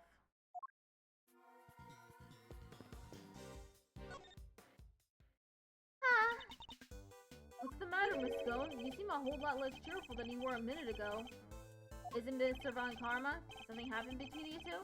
Oh, well, yes. Nothing happened at all. But you just said yes. That was a hello yes, you silly boy. Aren't you just the sweetest little sugar dumpling? Remind me, what was her name again? Oh, Eddie. Eddie Lumpkin. Oh, you'll go far, dearie. I could tell. Eddie Lumpkin? It seems our English gentlewoman has taken a liking to you, Eddie. No small accomplishment. She's been English the whole time? I can't do an English accent. She's not exactly what I picture when I think of a gentlewoman, Mr. E. Never mind that now. We should ask her a few questions while we can. Could you tell us about what you did over the course of the contest? Of course, dearie. Let's see. It all started at about 10 in the morning. That's when we set to work. And, well, I spent most of the time here in my room getting everything ready, as you'd expect. Ooh, and then there was a lovely afternoon tea for an hour or so from around 1, I think. Afternoon tea? It's an English tradition. A chance to drink tea, enjoy a snack, and make small talk. So, kind of like recess? I suppose you could say that. Oh, you really know your onions, don't you, Greggy Peggy? Greggy Pegleg, such a clever boy. When did I become Greggy? And where was this afternoon tea served? Out in the garden, of course. There's a lovely little one just outside. They do it at the same hour every break time during the contest. Lay on a nice little spread, you know? But today, only me, Samson Silly Pants, and Moody Judy were there for it. Jimmy Poo had already finished his big creation, so he was there the whole time. But poor old Chili Winks and Gusty Pants hadn't missed out because they hadn't finished yet, bless them. You're saying everybody except Mr. Frost and Mr. Gusto were present? That's right, dear. To tell you the truth, I hadn't finished yet either. But I wasn't about to miss out on tea and cake served by our two TV superstars. I went right back to work when I finished them. Fiddled off while the others were still nattering away. And at any point during the contest, did you visit any of the other competitors' rooms? What? No, dear, don't be silly. That's strange, because your fingerprints were found in Mr. Tangaroa's room. Eek! Caught red-handed. Wait, so you admit you were there? Oh, well, I can hardly deny it now, can I? But I didn't kill anybody, I swear. I suppose I better tell you what really happened. Promise you'll believe me, won't you, dear? What exactly were you doing in Mr. Tangaroa's room? Well, I suppose you'd call it research. Research? Sammy Poople's a dab hand when it comes to the old sweet making. Everybody knows that. But when I noticed there was no one in there, I just popped in for a quick bit of research, like I say. What kind of research leaves fingerprints? Yes, well, it stands to the reason I leave fingerprints, doesn't it? After all, it's hardly research if you don't have a little nibble now, is it? What? You ate little pieces of them? So, the traces of tampering in Mr. Tangaroa's room, that was all you? I'm ever so sorry, sweeties. I didn't mean to make a mess. I had to take a little bite here and there, didn't I? I didn't want poor Sammy Poople getting upset, so it was just the teeniest bits and pieces. And the sand holding up the ship? You took a bite out of that too, I suppose? Oh yes, dear. Of course I did. It was you. You brought the whole thing crashing down. Eep. I'm sorry, my lovely. Truly I am. Hold on, is that why you left the afternoon tea early? You were heading off for a second helping of sweets? Look, just please believe me. I never killed anybody, I promise. Her actions were certainly suspicious, but that's about all we can say for now. Miss Scone, why is the temperature of your room set to 68 degrees? Because I hate the cold, don't I, dearie? And besides, being chilly's no good for a girl. If I want to keep my fresh-faced complexion, I've got to be careful about these things. We ladies have to stay young, don't you know? How old is she really, though? That's what I'd like to know. It's not polite to speculate on a person's age, Eddie. But most of your work is made out of whipped cream. And whipped cream needs to be kept at 50 degrees, or it starts to deflate. Is that so, dearie? Well, silly me, eh? I've only gone and made a whoopsie. Wait, you really didn't know that? World-class confectioner, my foot. Not only did she break the rules by using fake candy, she's ignorant of basic facts about her supposed craft. Miss Scone grows more mysterious by the minute.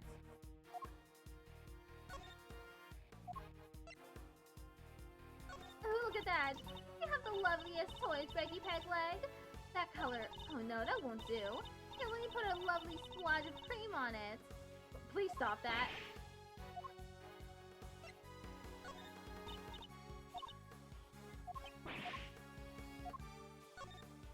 Ooh, you've got quite the eye, haven't you, dearie? You'd be amazed at how it works. Actually, never mind. I can't go giving away my secrets now, can I? Well, that was strange. What just happened? Did Mr. Von Karma bully her into staying silent about what she knows?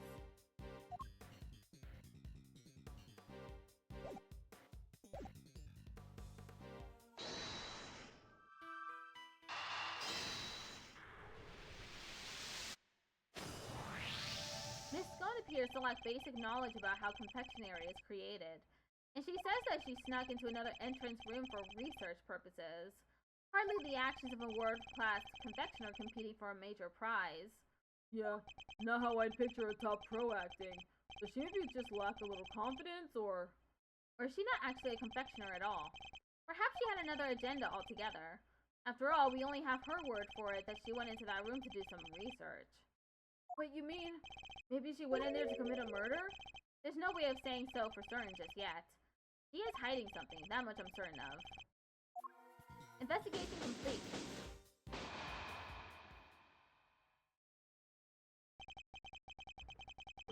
That's enough investigating for now, don't you think?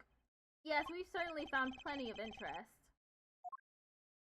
Something's been bothering me for a while now. Mr. Von Karma would have surely found the murder weapon when he searched this room. And yet, he didn't arrest Miss Scone. He didn't even seem interested in questioning her. I think our first priority should be to find out what he's really up to. That's just bad. I have a few things I'd like to ask Mr. Von Karma. Me too. Him and Scone. Eek! How could you, Batty Bumpkin? Stop staring at me like that. It appears Detective Bad is just as suspicious of Mr. Von Karma and Miss Scone as I am. Miss Scone, would you be so kind as to accompany us? Of course, dear. Where are we off to? To find Mr. Von Karma. December 24th, 8:05 p.m. Contest venue, Fountain Room. Mr. Von Karma, we'd like to speak with you if that's alright. Judging by your faces, I'm guessing you found the murder weapon? We did. It was in Miss Scone's room. Which means that Mr. Tangaroa should no longer be the only person of interest. Huh, nonsense. It doesn't matter where the weapon was found, Tangaroa is guilty. And as long as this is my case, guilty he shall remain. How can you be so sure Mr. Tangaroa's guilt? You have an explanation, I assume? For why the murder weapon was in Miss Scone's room? Of course I do. And I'll be delighted to share it with you. Oh my god, I'm gonna have to do this really deep voice the whole time. The murder weapon. Tangaroa killed Frost with one of Scone's salt lamps in order to frame her for the murder. To complete the deception, he took it back to her room once the deed was done. After all, if it had been found near the victim's body, Tangaroa would have seemed doubly suspicious. A body may be hard to move, but a murder weapon? Considerably less so. And that is why there is no piece of evidence on the scene that pointed to a particular suspect. So it's your assertion that Mr. Tangaroa took the salt lamp back to Miss Scone's room? It is indeed. But it is more than an assertion. It is a fact based on my own investigation. You mean you have proof that he did so? I don't need any such thing. What? Tisk, tisk, tisk. If you have a rebuttal, I'll be happy to hear it. But I highly doubt you'll be able to fault my logic. Rebuttal. Tangaroa killed Frost with one of Scone's salt lamps in order to frame her for the murder. Hold it! So he took one of the salt lamps from Miss Scone's room back to his own? Indeed. He prepared it beforehand, knowing that it would be the perfect weapon with which to kill Frost. But we found the lamp in Miss Scone's room. Surely this casts Miss Scone herself in a suspicious light. Perhaps if you would let me finish. Now, as I was saying, to complete the deception, he took it back to her room once the deed was done. Hold it! You're talking about the lamp made of rock salt that was hidden inside the candy castle, correct? Precisely. I was the one who found it. So be grateful. It's thanks to me you even have such a vital piece of evidence. What made you go inside the castle in the first place, if you don't mind me asking? Good point. Maybe he just wanted to see what it was like in there? Objection! Fool, do you think I went in there on a whim? I went in there because detectives are an incompetent lot, so I investigated it myself. But I had nothing to do with the initial investigation. That's right, Detective Thad wasn't a part of this investigation until very recently. If you want my trust, detective, you'll have to earn it. And a good first step would be to stop wasting my time. Now, if you'll allow me to continue. After all, if it had been found near the victim's body, Tangaroa would have seemed doubly suspicious. Hold it! But he came under suspicion anyway due to the body being in his room. So why— Objection! Would you like to hear a favorite expression of mine? Even a dog can hold still and stay. Now let me finish. Only I could say the same to you. A body may be hard to move, but a murder weapon, considerably less so. Hold it! So you think he hid the body in the chest but removed the murder weapon from the crime scene? Yes, he foolishly believed his own creation to be the perfect hiding place. Eek, I'm sorry. I had to help myself. I think you mean you couldn't help yourself, no? He doesn't seem very sorry to me.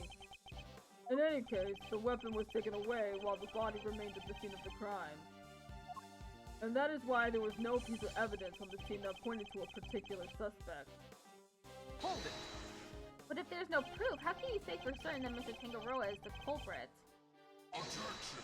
Tisk, tisk, tisk. But the best you can do at pressing me? Listen here, the presence of the body in Tangaroa's room is in itself proof of his guilt. Objection! And you didn't find evidence pointing to any other possible suspects? Perhaps you should take another look. You might— Objection! You really don't give up, do you? There is no need to take another look. Tangaroa is guilty. End of story. If you insist on asserting otherwise, then show me some proof to back up your ridiculous claims. I have to think back over the scene of the crime.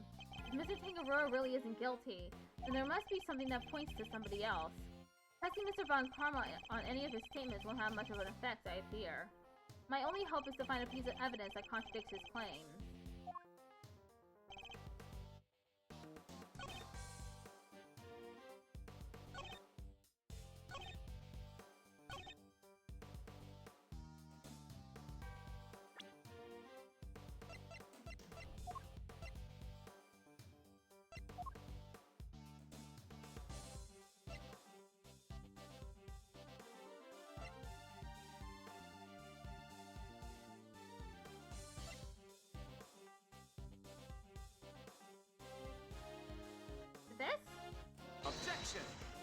it's not. Shoot. Whoops.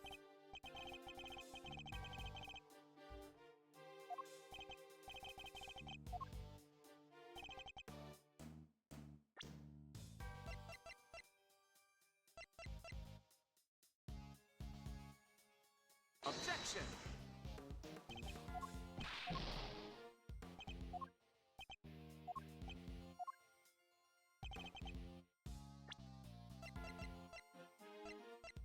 Objection! It was that all along. It's true that the murder weapon and the blood-stained chocolate were removed from the scene of the crime, but something else remained that does point to one person in particular. Take another look at the photograph of the body, if you will. The cloth covering the victim's lower half, is that not one of the same luminous cloths we found in Miss Scone's room? What's that, dearie? One of my lovely colorful cloths? At the scene of the crime, you say? Luminous cloth? Nonsense. I see no light to speak of. I guess he doesn't know how it works. It may look like ordinary fabric at first glance, but attach one of these light-emitting devices, and the difference soon becomes apparent. Look at his face. I don't think he was expecting that. The fact that the cloth can be lit up is neither here nor there. We have to show why it's important. One of the rolls of cloth from Miss Scone's room went missing. And if you look closely at the blue cloth in the picture, wouldn't you say it's clearly made of the same material, Mr. Von Karma? The salt lamp and the luminous cloth both belong to Miss Scone, and seeing as the body was wrapped in said cloth, surely even you have to admit that's suspicious? Mr. Von Karma, I think it's time to accept that a number of factors point to Miss Scone as a person of interest.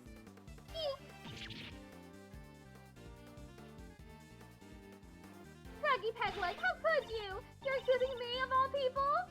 I'm not accusing you of anything just yet, but I do think you're hiding something. That's not... Objection!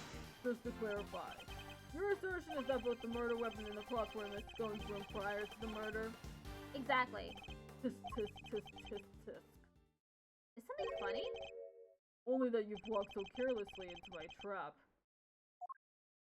Neither the cloth nor the murder weapon were in fact in our room, so sorry to have to break it to you. What does he mean? Tinkerora spotted them before the contest began, and noted that the lamps and cloths contravened the rules. He subsequently confiscated them and took them to his own room for safekeeping. What?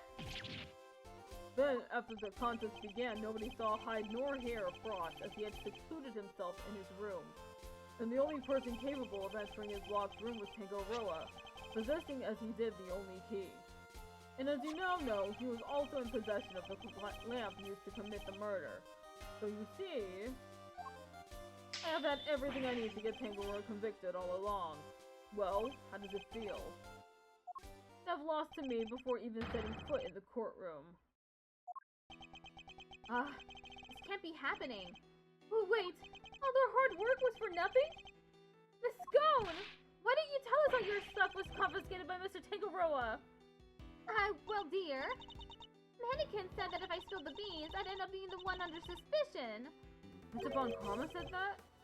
And he wasn't wrong now, was he? You two accused me yourself just a second ago. Tisk. Pathetic. Curse you, Von Karma. You led us to the murder weapon knowing we'd make certain assumptions as a result.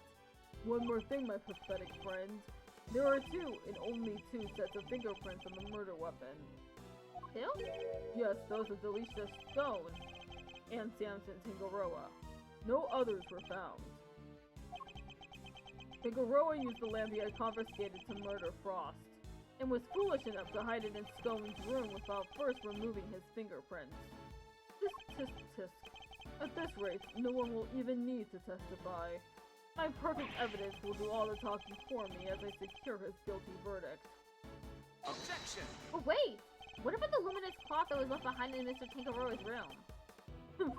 What about it? You probably meant to return after disposing of the body.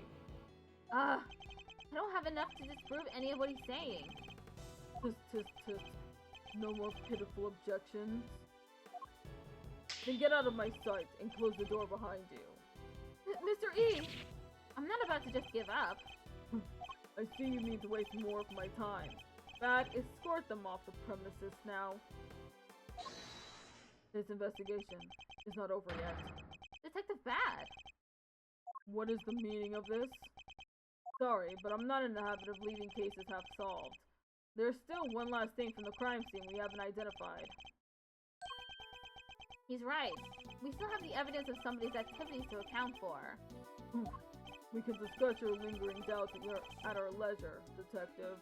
But whatever they might be, they're no business of the defense's. Objection! I beg to differ. There's a piece of evidence I'm still not satisfied about either. And I suspect it might be the same thing that's bothering Detective Bad. What? This is the yet unidentified something that was left in Mr. Tangaroa's room. Is it this? Take that! We still haven't properly identified this piece of evidence. That's not what I was thinking of. Oh? It seems you're the only one who isn't satisfied here. And I assure you there is no such thing as an unidentified piece of evidence to Yvonne Karma. Picked the wrong thing. Still, a single question does remain. This is the unidentified something that was left in Mr. Tangaroa's room.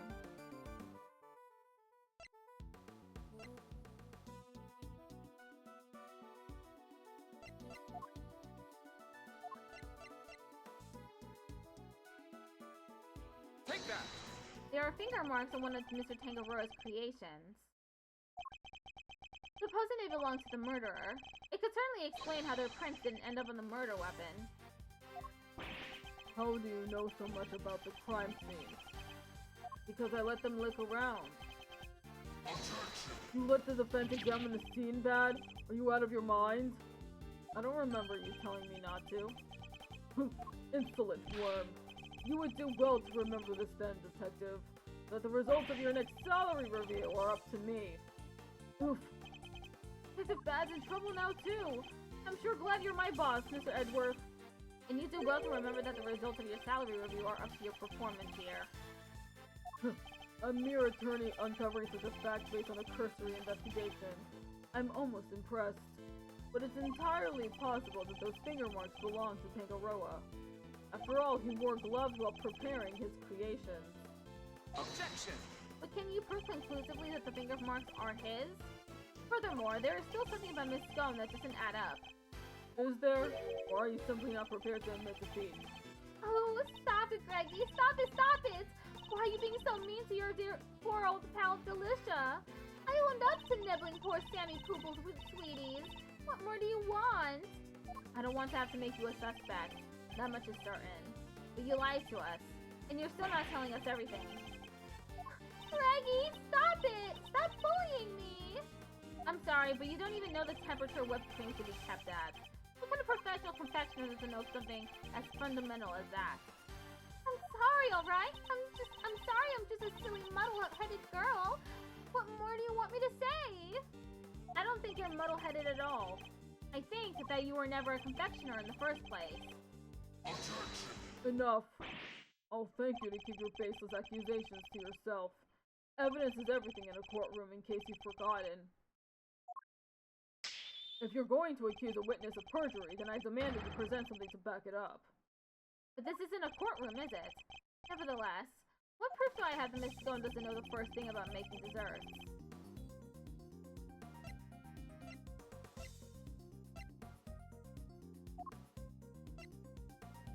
Take that!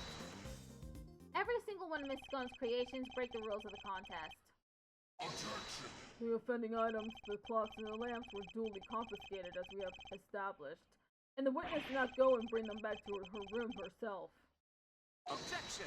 But those weren't the only rule-breaking items in her room. What? The entire fantastical world Miss Scone created, every last bit of it, it's all just a collection of plastic models slathered in whipped cream. That cream is the only authentic confectionery in the room. No real world title contender would ever stoop so low.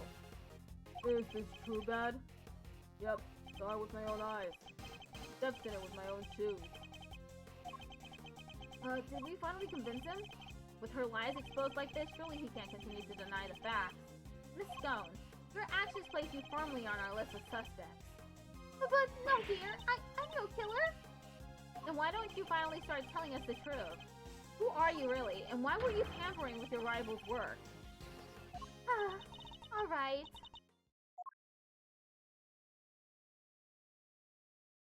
The truth is, I'm not the adorable little cookie you see before you.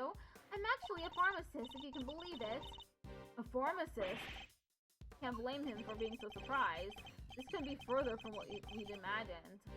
So what's somebody in your line of work doing entering a contest like this one? Well, I just love eating sweeties, you must know. And Sammy Poople sweets are the best, or so they say. I just had to enter. I didn't need to end up making it all the way to the final. Even Mr. Von Karma is lost for words. That's it? That's the only reason you're here? Yes, dearie, and it was worth it. Samson's Silly Pants and sweets are the tastiest treats I ever did eat. And the finger marks. Were you the one wearing the gloves? Eep! No. That wasn't me, dear. I don't even wear gloves. Remember, Miss Stone's fingerprints were found elsewhere on Mr. Tangaroa's other creations. I see that points to her not having worn any gloves. Exactly, Lambkin. Becky's peg legs got the right end of the stick. I'm an innocent woman. Objection. Is your head filled with cream too? Eep! Sorry, mannequins. Her head may not be filled with cream, but she's certainly no master of subterfuge. Miss Stone, were Mr. Tangaroa's works the only ones you sampled? No, dear. I couldn't help myself. When I'd finished my afternoon tea, I tiptoed over to Chili Wink's room for a little taste, too. You were in the victim's room too? Yes, dear. Nobody was in there, you see. Quite possibly because the occupant was already dead. But I could only stomach one little bite. I never tasted anything so salty in all my life. So I had myself one of the tasty star-shaped bits off the side to cleanse my palate. You have quite the sweet tooth, don't you, Miss Stone? Indeed. What didn't she sample? That's everything. I swear. I promise. Raggy Peggles, mannequins. I'm so sorry. I didn't mean to make a mess of things. As long as what you've told us is the truth, that's all that matters in the end. Do not think for a second that this means I myself believe you. I'm going to investigate the victim's room now. We'll see how truthful you've really been after I'm through. Mr. Von Karma, please let us accompany you. I think it's only fair that we be allowed to investigate the veracity of our conclusions. Accompany me if you like. But don't think for a second you'll be permitted to conduct your own investigation. We'd like to accompany you all the same. December 24th, 9 o'clock p.m. Contest venue. Frost room. What is the meaning of this?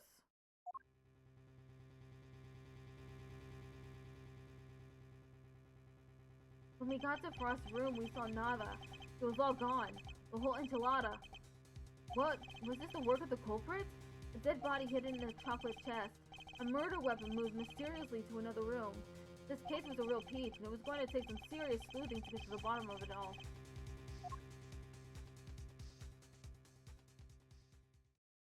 Be continued. Still got an hour and a half left.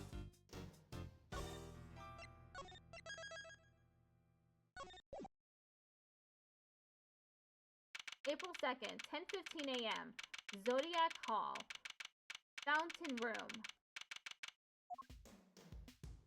Whoa, went deep on that one. Sorry, Malzarino. Didn't mean to bend your ear for so long. I had no idea that was how it all came about. I read the files, but they don't go into anywhere near that level of detail. I'll bet they paint things in a much rosier light for the prosecution, too. Von Karman was the one in charge, after all. What happened with the case after that? Well, what with the ice sculptures vanishing from the victim's room, things hit a bit of a rough patch. So rough, in fact, that it took a full year before they could even reach a verdict in the trial. A year?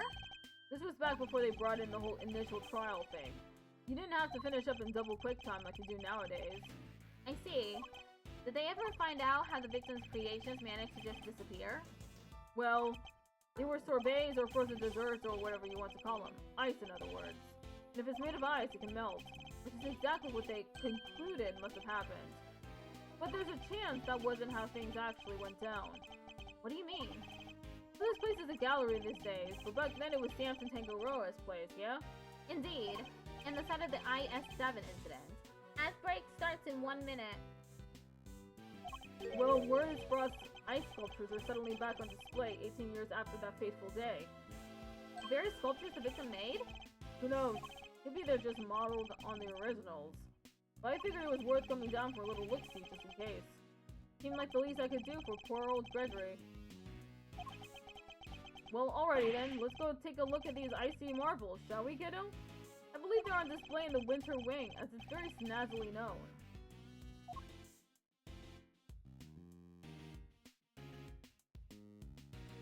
So, Winter Wing, Winter Wing.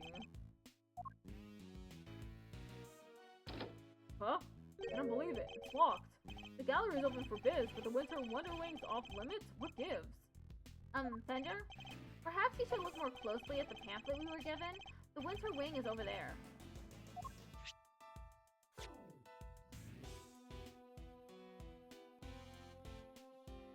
This? Freaky. Could have sworn it was this one. Okay, be right back.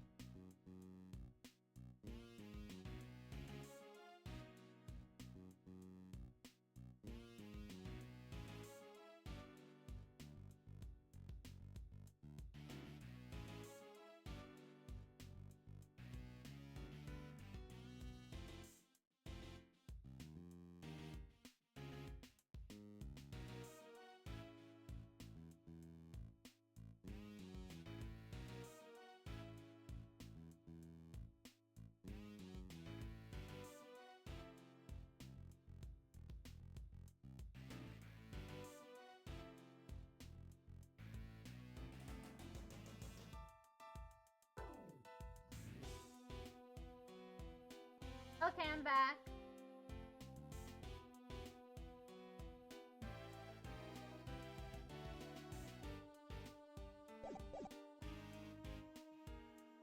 Anywho, shall we? Time to dive on in and see what we should have seen 18 years ago. April 2nd, Zodiac Hall, Winter Wing. I see they're still keeping it chilly as all heck in these rooms. I'm about to turn into a popsicle stick. It is the Winter Wing, you know. But you're right, it's like a freezer in here. It could be a trick of the light, but it feels like the whole room is made of ice. The temperature controls will be somewhere at the back there, if memory serves. Hey, Monster, can you go peep the degree count? I'm thinking a complaint to the management is in order. There is such a thing as too cold, yeah? Alright, if you insist. Take your time, motor around and take in the sights while you're at it. I've got a camera I need to prep for action. Feel like your pop might appreciate a picture of all this. I'll put it on its grave so you can have a gander. Of course. A boy wearing a backpack. What's he doing at an art gallery on his own? He wanted to run a gallery so bad. He just quit the industry? I don't get it. I just don't get it. This boy know the owner of the gallery, perhaps? There's a huge block of ice on display here. It must be incredibly heavy, though maybe not, what with it being hollow on the inside. There's a constellation engraved into the surface, along with some explanatory text. The Pleiades, known to some as Subaru, they form part of the larger constellation of Taurus. But why cram so many stars into one tiny part of a single constellation? I guess people in ancient times weren't hugely careful about such things. There are two large ice statues on display here. Guess these are remakes of Frost's work from 18 years back. Real eye-catching stuff. Ice sculpture's a heck of an art form, huh? It is. These are the works my father never got to see. To think that I get to see them instead, so many years later. Sorry to butt in while you're deep in a thinkhole, Milester, but would you mind looking this way a sec? This way? Beautiful. Yeah, just like that. Ender, really? Say cheese! Please don't do that again. I don't like having my picture taken. My bad, big guy, my bad. Had to check if this old thing was still working is all. Now that you mention it, your camera does look rather ancient. Yep, vintage model. You ever hear of an instant camera? It develops the picture right after you take the shot. Don't twist my noggin trying to think how it works. I know what an instant camera is, although I've never used one. Didn't know Mr. Know-It-All would know it all. You really are your father's son. Alright, step aside. I need to get some good shots of the room here.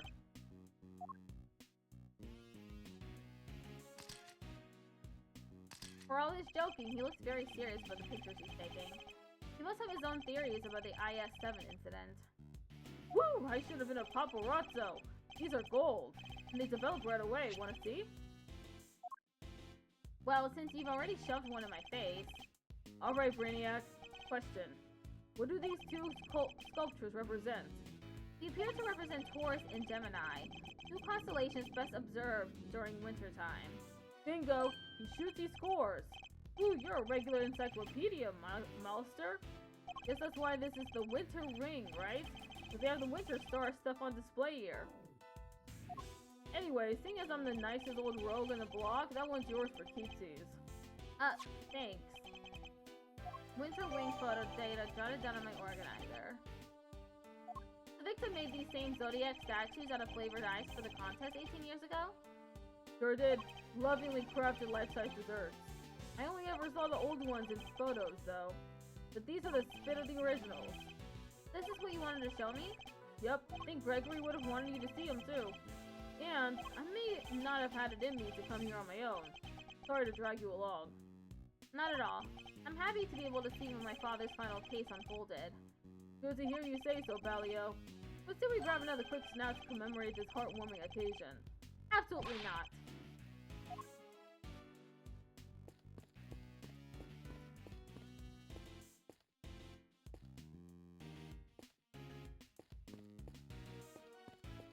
No, how about this? I scream out, oh no, this must be the work of that villain, the mask! Yeah, and I go, that's me, the legendary Mask the Mask! Yeah, and then, no. Say that and you'll be in cuffs before you can blink, Ronnie. You've got to take this more seriously. Otherwise, how are we going to get this to market to sell? exactly are these two plotting? There's an enormous block of ice on display here. There's some explanatory text engraved on it. Castor and Pollux. Every year in December, countless shooting stars can be seen emanating from this constellation. Well then Demosthenes too. Yeah, and then I wish these two would stop talking so loudly. It's difficult to concentrate. Never mind, I'll just go take a look at some other exhibits.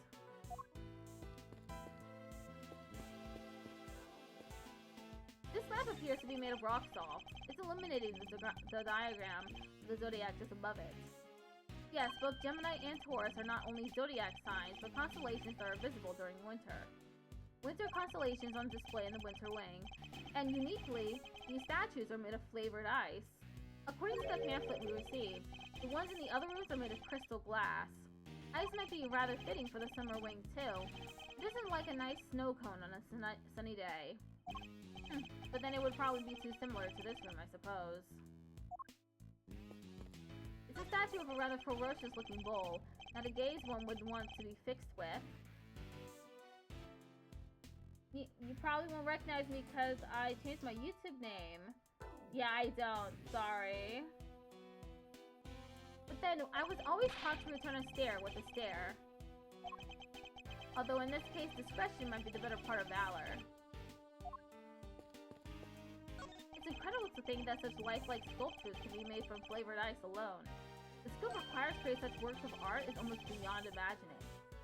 There seems to be some sort of lighting device attached to the case. If it weren't for this cordon, I could take a closer look. Huh.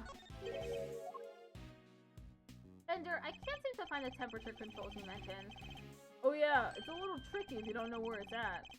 Here, I'll have it open for you in a jiffy. Huh? Dang thing's locked. Makes sense, I guess. Wouldn't want the visitors cranking up the thermostat and melting the art. According to the pamphlet, the winter wing is kept at a constant 27 degrees. I'm matching from your Silk Songs live stream if you remember. Oh, yeah, I remember. How you doing? Hoo-wee! That's colder than the snowman's old cold bits. I'm gonna freeze to death in here. Guess there's only one thing for it. Somebody's getting a snuggle. Hey, what's with the icy stare? You want me to freeze to death? No. Alrighty, I got the shots I wanted. Shall we scoot on over to another wing and see what's cooking? Might as well do the full tour while we're here. I suppose so. Ah! What was that? It came from the fountain room. Come on, let's go see what's up.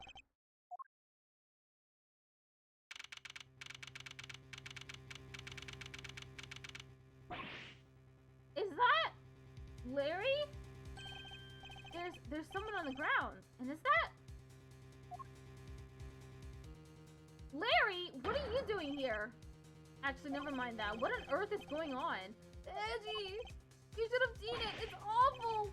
Just calm down and tell me why there is an unconscious man on the floor. I didn't do anything. He just fell down in front of me. Wait, I know this guy. Is everything alright? Don't you know it's rude to make a racket in an art gallery, you naughty boys? Wait, the smell. He's still breathing, but I know these symptoms. It's not safe, Miles. We need to get everybody out of here. Everyone, with me. There isn't a moment to lose. There's poison gas coming out of that room.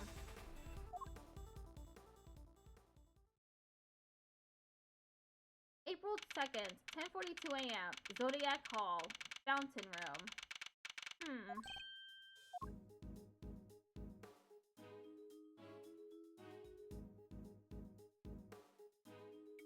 How's the victim doing, Bender? Not good. He inhaled a lot of gas. He's still out, and it sounds like it's pretty serious. The paramedics said there are no signs of external injury, and that he was conscious before it happened. Anyway, he's alive. Just barely. He's lucky we found him when we did. I'm fine. I guess fine. I just don't feel not too good for some reason. How are you doing? Aw, I'm sorry. Hope you feel better soon. I'm doing pretty great right now. I'm really enjoying this game.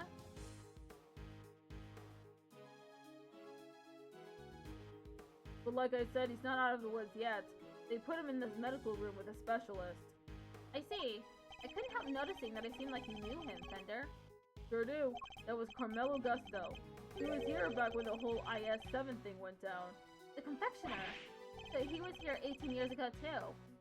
Anyhoozles, this guy here seems like he's in a rude health. Old pal of yours, Malzarino? Yes, something like that. I'm glad you're okay, Larry.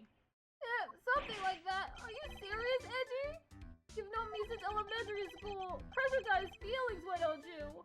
Anyway, you know you're supposed to call me Laurice Donin when I'm dressed like this. So no more Larry, okay? Got that? This is Larry Butts. He's a bit of a troublemaker, but he's one of my only friends from back when we were little kids. Ever since he developed a passion for art, he's been trying to make it big as Laurice Donin. But new name or not, he's still the same old Larry. Whoa, grade school buddies. I need to go tell Gregory about this. What game is it? This is the Ace Attorney Investigations Collection. You basically play either a defense attorney or a prosecutor, in this case a prosecutor, and solve mysteries. Murder mysteries. Whoa, grade school buddies. I need to go tell Gregory about this. I'd be over the moon to hear you have a pal. He was always worried you never clicked with anybody. Hear that, Edgy? You're lucky to have a friend like me. I never knew I was the cause of such worries for my father. Never mind that now, Larry. What are you doing here? Laurice, Edgy, how many times do I have to tell you it's Laurice? What are you doing here? Eek! What are the demon eyes? Alright, I'll talk. Just stop looking at me like that. Good, now talk. You want to know why I'm here? Why the heck do you think I am? For my art, of course. So when I'm coming on a date here with Lulu soon, so I thought I better scope the place out. So not actually for the art at all. Laurice, my man, an artist and a romantic. You'll have to introduce me to this lady friend of yours. Oh sure, it's nice to have somebody take an interest for once. Bear me. Oh, by the way, Lauricio, did you notice anything when you found the victim? Nothing in particular. Didn't you say you'd seen something awful? Oh, that. The old guy, he just appeared and then splat, he was on the floor. Scared the life out of me. But for once, I had nothing to do with any of it. Don't look so proud. That's the least we should be able to hope for.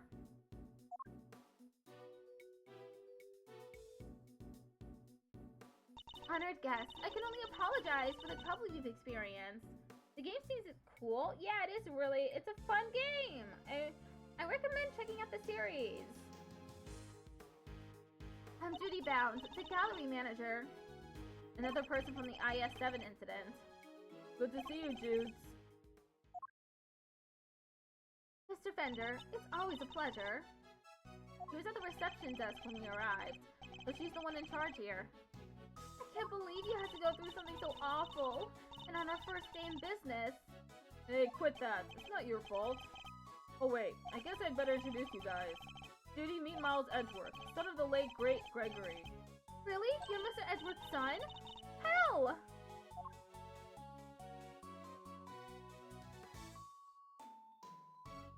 Nah, this isn't the first game. Isn't this fabulous? That great man's son here with us. 18 long years have passed, but now look, he's here at last. It's very lovely to meet you, Mr. Fun Attorney number 2. Judy, that was the bomb. I see you're in good voice as ever. Miles Edgeworth, prosecutor. It's a pleasure to meet you. Oh, you're a prosecutor? I'm so sorry. Forgive me for jumping to conclusions. She's very polite, but there's something strange about her. Hey, Judy, can I, get an autograph? You can write it in here.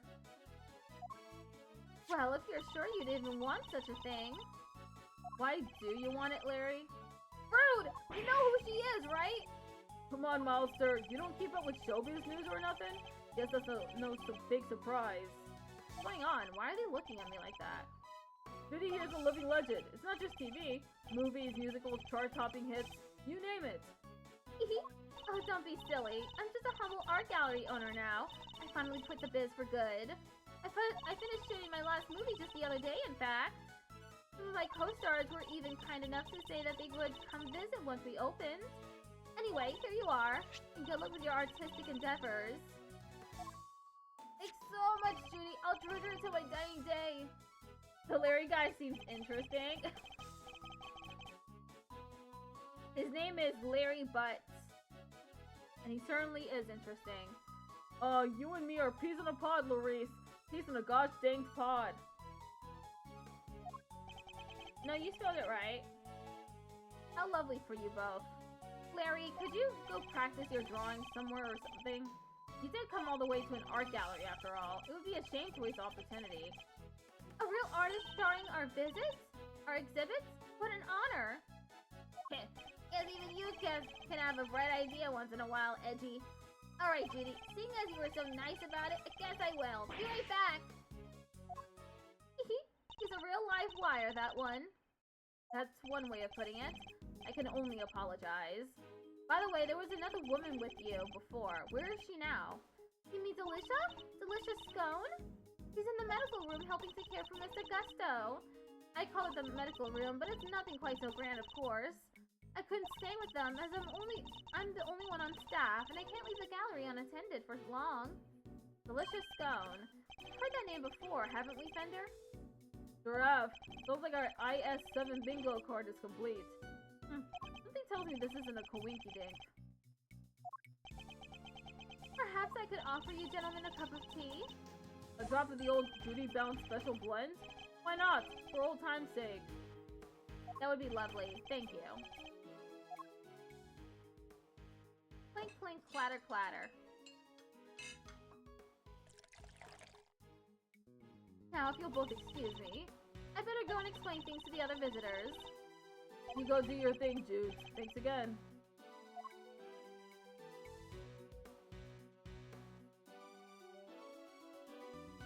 This aroma. Feeling, I believe. Let's give it a try. This is a fine blend. Top quality Ceylon indeed. It's citrus aroma. It's said to improve one's abilities to concentrate, right? Your old man said those exact words 18 years ago. Really takes me back. There's just one difference. Dudes pulled the saucers back then. Not today, though, it seems. Anyway, don't you think this is all a little odd? Every single person from an 18-year-old case all assemble in the same place at the same time? Yes, it almost feels as if an investigation is in order. Mr. Edwards, sir, you alright? Mr. Edgeworth! Mr. Fender! We heard he got caught up in a poison gas attack, so we came as fast as we could. Well, if it isn't the cavalry. Come on, team, bring it in. No way! Besides, you're both doing just fine. Tommy and I got ourselves worked up over nothing. Texas Gumshoe, what were you thinking bringing Kay with you? Sorry, sir. I knew it was dangerous over the poison gas and all, but you wouldn't take no for an answer. I ran and I ran and I ran and I ran and I ran, but I just couldn't shake her off. When it comes to running away, the great thief right here is the world champ. Then run away. Don't chase the poor detective.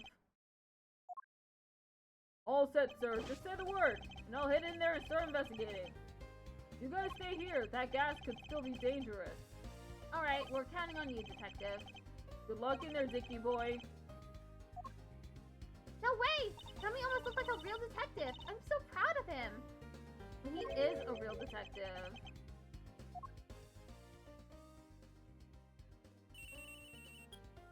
This is Edward speaking. Mr. Edgeworth, looks like the gas is mostly dissipated, sir.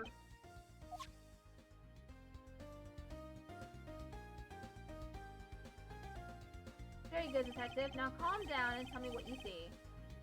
Yes, sir. First up, the exhibits. There's a statue of two people on the left side. And on the right, some kind of two-horned animal. Wait, a statue of two people and a two-horned animal? Sounds familiar. In fact, it sounds identical to the display in the Winter Wing. Other than that, the place is looking pretty damp. The sprinklers sprayed the palace good. Do you know what neurodivergent means, by the way? Yeah, it's in my description. On the channel description, I identify as multiply neurodivergent and disabled. Must be what stopped the gas from spreading. The sprinklers? Are there any signs of a fire? No, sir. And the fire alarm hasn't been triggered either. Sprinklers look like the type that detects heat and smoke. When they detect something, they send an alarm. Either fire or smoke to the security room. If they read the gas as smoke and triggered the smoke alarm that way. And was anyone in the security room when that alarm went off? This place only has one employee, and that's Judy Bound, the manager.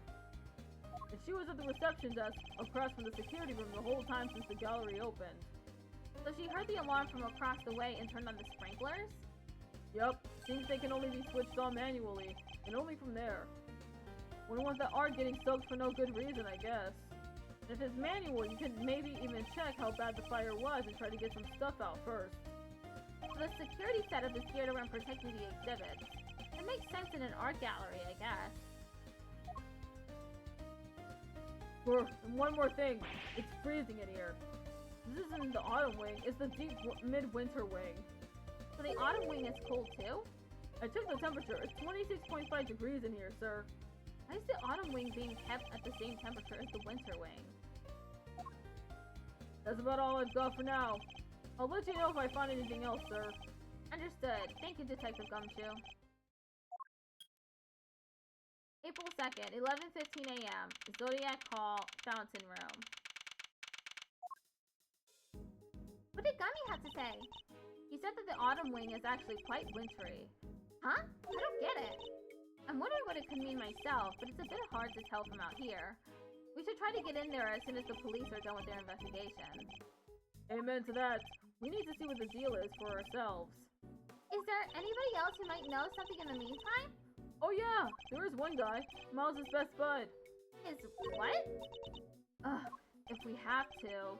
Guess we have to.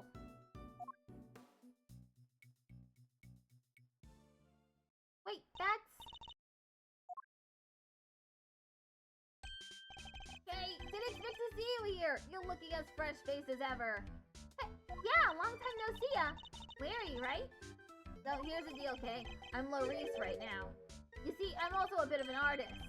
Ah, so it's your alias. I like it. Good to see you, Larice. I always knew you were a nice, thoughtful kid. Unlike some people. I have some questions for you, Larry. What the? How am I the suspect? Just because I found the guy, that doesn't mean I did the crime. I never said you did. I just need you to tell us what you saw. You said you saw something awful. How so exactly? Look, I didn't see anything and I didn't do anything, okay? I don't think I did anyway. Whoa, Chief. You didn't sound so too sure of yourself at the end there. There's something you should know about him, Fender. When something smells, it's usually the butts. We've been saying that about Larry for 26 years now. His ability to attract trouble is legendary, for want of a better word. His ability to cause trouble, too. I suppose I better find out what he did this time.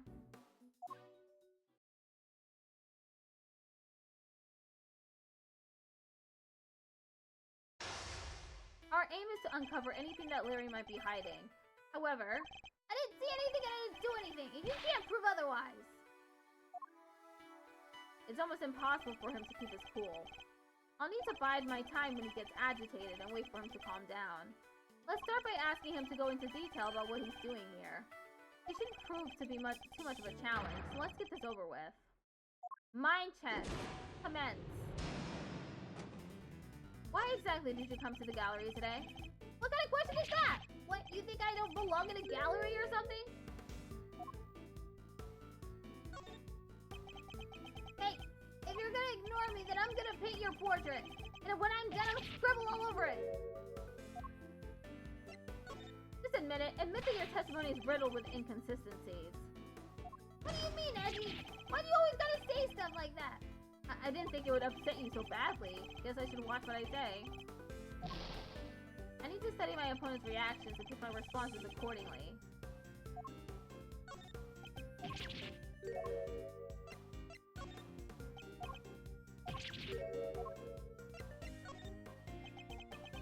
I'm joking, okay? I'd never scribble on one of my pieces. How could I? They're valuable artwork. According to you, perhaps. I imagine I might struggle to agree.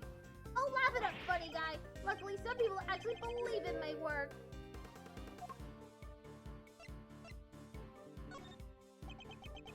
She's called Lulu, okay? And she says my pictures are masterpieces. So if she likes something, I'll draw it for her. Anything at all. And where is this Lulu? How come you're here alone? What, a guy can't be apart from his girlfriend for 1 second? I have my own life too, you know? Just admit it. Admit that your testament is riddled with inconsistencies. Ugh, damn it.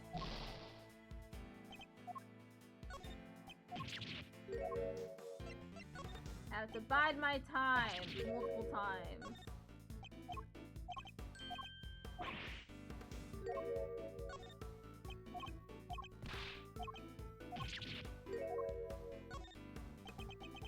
Fine, Lulu said that she's a Gemini, okay?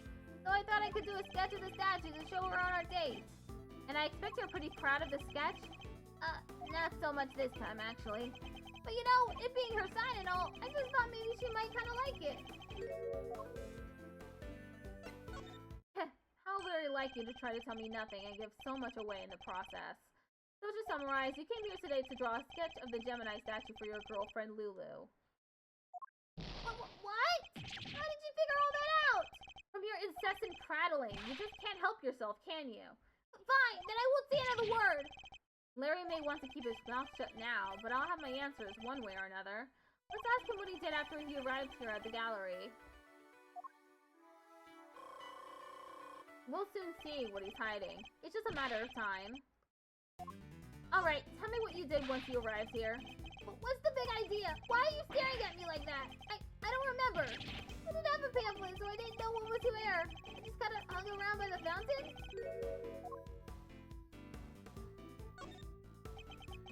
What gives, Edgy? If you don't have anything to ask, let me get back to my sketching. Wait, because I ignored him in his blathering for too long. I need to study my opponent's reactions and pick my responses accordingly.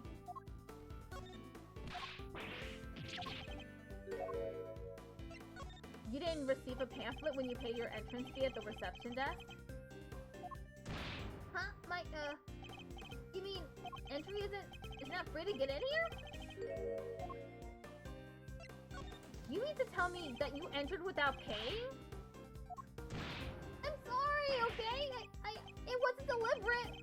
There wasn't anybody at the reception desk is all. So I thought entry must be free. You're saying Miss Bound wasn't at the reception desk at the time? Yeah, but it looked like there was maybe somebody in the little room opposite. Interesting. According to Detective Gumshoe, Miss Bound had to enter the security room to activate the sprinkler system. I expect she wasn't at the reception desk because she was busy responding to the incident. And right after she finally got the place open for business, too. Poor Judy.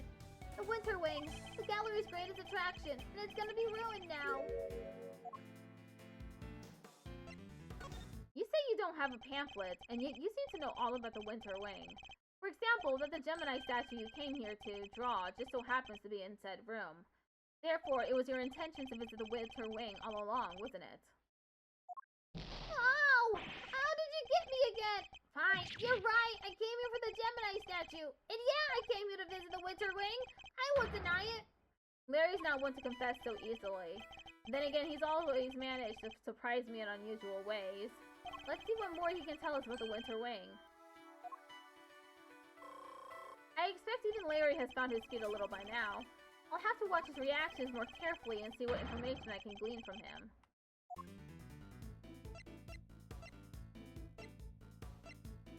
What did you see in the Winter Wing, Larry?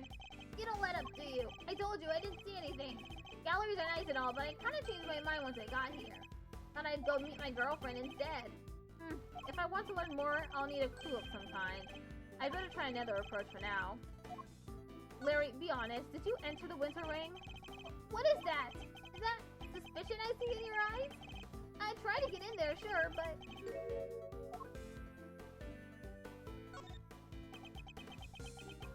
Oh. Okay, let me try that again.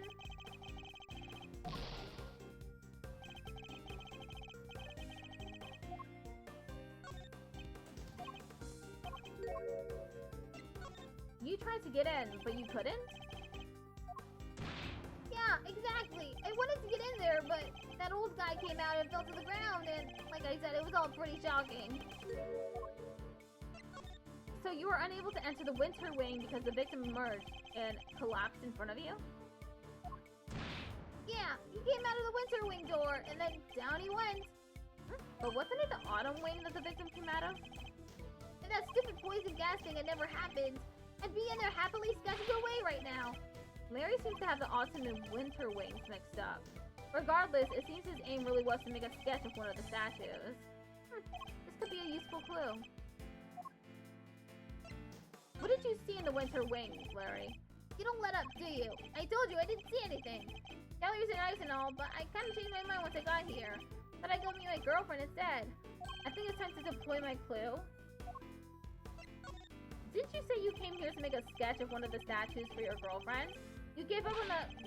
You gave up on that a little easily, didn't you? Surely you saw something, even if you were distracted by the victim's collapse. Well, I did not see something, but that doesn't prove that I did see something totally terrifying either, does it?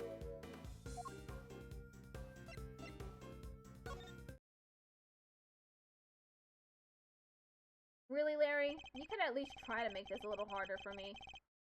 I put it to you, Larry Butts, that you did in fact see something totally terrifying. How did you do it, Edgy? Are you some kind of mind reader? Fine, I guess there's no point trying to keep it a secret any longer. I'm not sure there's much point in you trying to keep any secrets given your track record. It wasn't exactly the most edifying use of my time, but that's checkmate. Mind chess checkmate.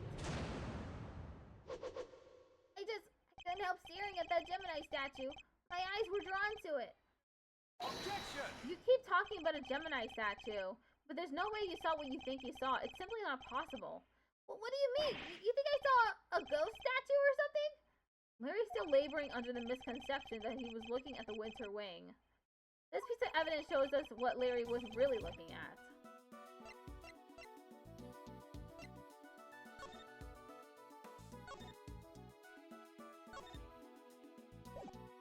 Take that! Take a look at this pamphlet. The autumn wing features sculptures depicting Capricorn, Aquarius, Pisces, and Aries. Yeah, I did defeat Widow. I defeated Widow a few days ago. Not only that, but I've seen the statue depicting Gemini in the winter wing for myself. Which means that whatever you saw, it can't have been a statue of Gemini. Guess that makes sense. I seem not more surprised by that. It did seem pretty weird now that I think about it. One of the two people did look like a goddess. So the other stuff, I guess that wasn't my imagination either. Other stuff? You're interested in it too, aren't you, Edgy? Great, let me show you. Show me what exactly? I drew a picture of it all. Got the whole scene down exactly as I saw it. But I'm still not that confident in my work, so, Well, I want to see it. Really? Alright, here. What on earth? It's grotesque. You trying to tell me that the statue was crying tears of blood? I have to say, Larisse, it's pretty scary. Right? Because it was scary. It was supposed to be a statue of Gemini, but it up and turned into a goddess right before my eyes. It freaked me out so bad, I screamed out loud. So he wasn't reacting to the victim collapsing in front of him after all? Wait, when you say it turned into a goddess, what do you mean exactly? Yeah, great art. I mean, he did a really good, depiction of it, to be honest. Wait, when you say it turned into a goddess, what do you mean exactly? What do you mean, what do I mean? The bottom half was definitely a fish, that's what I mean. A goddess with the fishy bottom half? Sounds like Pisces to me. When I got to the second phase, I got absolutely cooked. Someone taught me a trick. So when you get to the second phase, you just stand in a corner, and you stay in that corner, and you just jump, and then hit Widow. When it tries to attack you. I heard it's all based on this legend of a goddess and her son turning into fish to escape some baddie. Wow, really? I thought plain old fish. Edgy, do you think the statue's cursed? I mean, tears of blood turning into a fish? That's some pretty cursed stuff right there. Don't be a fool. I imagine you simply mistook one statue for the other. Ah, look at you tucking it carefully into your organizer. I simply thought I might have a use for it later. Maybe in the bathroom. You're the worst, Edgy, the worst! Kinda freaky dicky though, huh? A statue with a bottom half that changes shape? I'm pretty keen to find out what went down in the autumn wing, aren't you? I suppose I am, yes. Could there be some kind of trick to the Pisces statue, perhaps? Yes, Edgeworth speaking. I'm just about done in here, sir. There's no danger from the gas anymore. You can come in now. Thanks, good work, detective. It seems it's finally safe to enter the autumn wing. The good detective sure has impeccable timing. Come on, let's go take a look. I want to see this Pisces statue. You're going in there, Kay? Then maybe I should come along too. Did you really think I was going to leave you out here on your own? I know better than that. Alright everyone, to the autumn wing. Here we are at last, and it really does look a lot like the winter wing. Glad you can make it. Oh, hey there. You're, Harry, was it? Good to see you, Harry. No, for the last time! The name is Maurice Doneem! Detective, your report if you don't mind. Yes, sir. Okay, so first off, I found a blowtorch. The nozzle was still warm when I found it, so I guess it was used pretty recently. Was somebody using it to heat something? Was the stepladder already like that when you entered? Yeah, guess it was used by whoever let out the gas. The gas was inside the case until someone opened the lid. Is that so? The Pisces statue. Huh? You sure up on your constellation, sir. You know what the one in the other case is, too? This is the autumn wing, so I imagine it should be Capricorn. Guess there's no fooling you, sir. I thought it was supposed to be Taurus. That weird cloth that's draped around it kind of tripped me up. Isn't that a piece of luminous cloth from way back when? What's that doing here? Now we have evidence from the IS-7 incident, too? Taking a look around.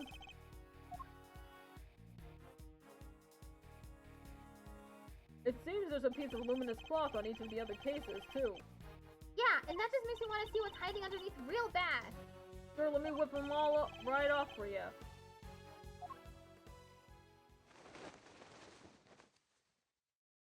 Wow, they're beautiful!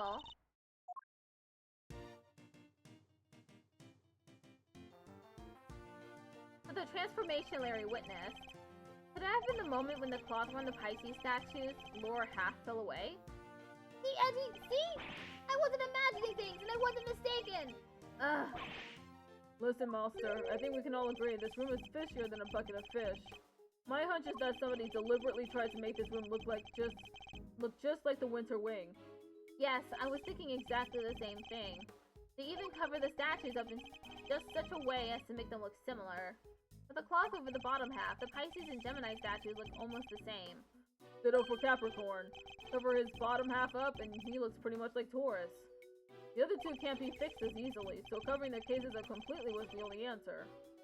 So somebody went to some lengths to disguise the autumn wing as the winter wing. I'd say we need to take a closer look at things in here, wouldn't you say, Fender?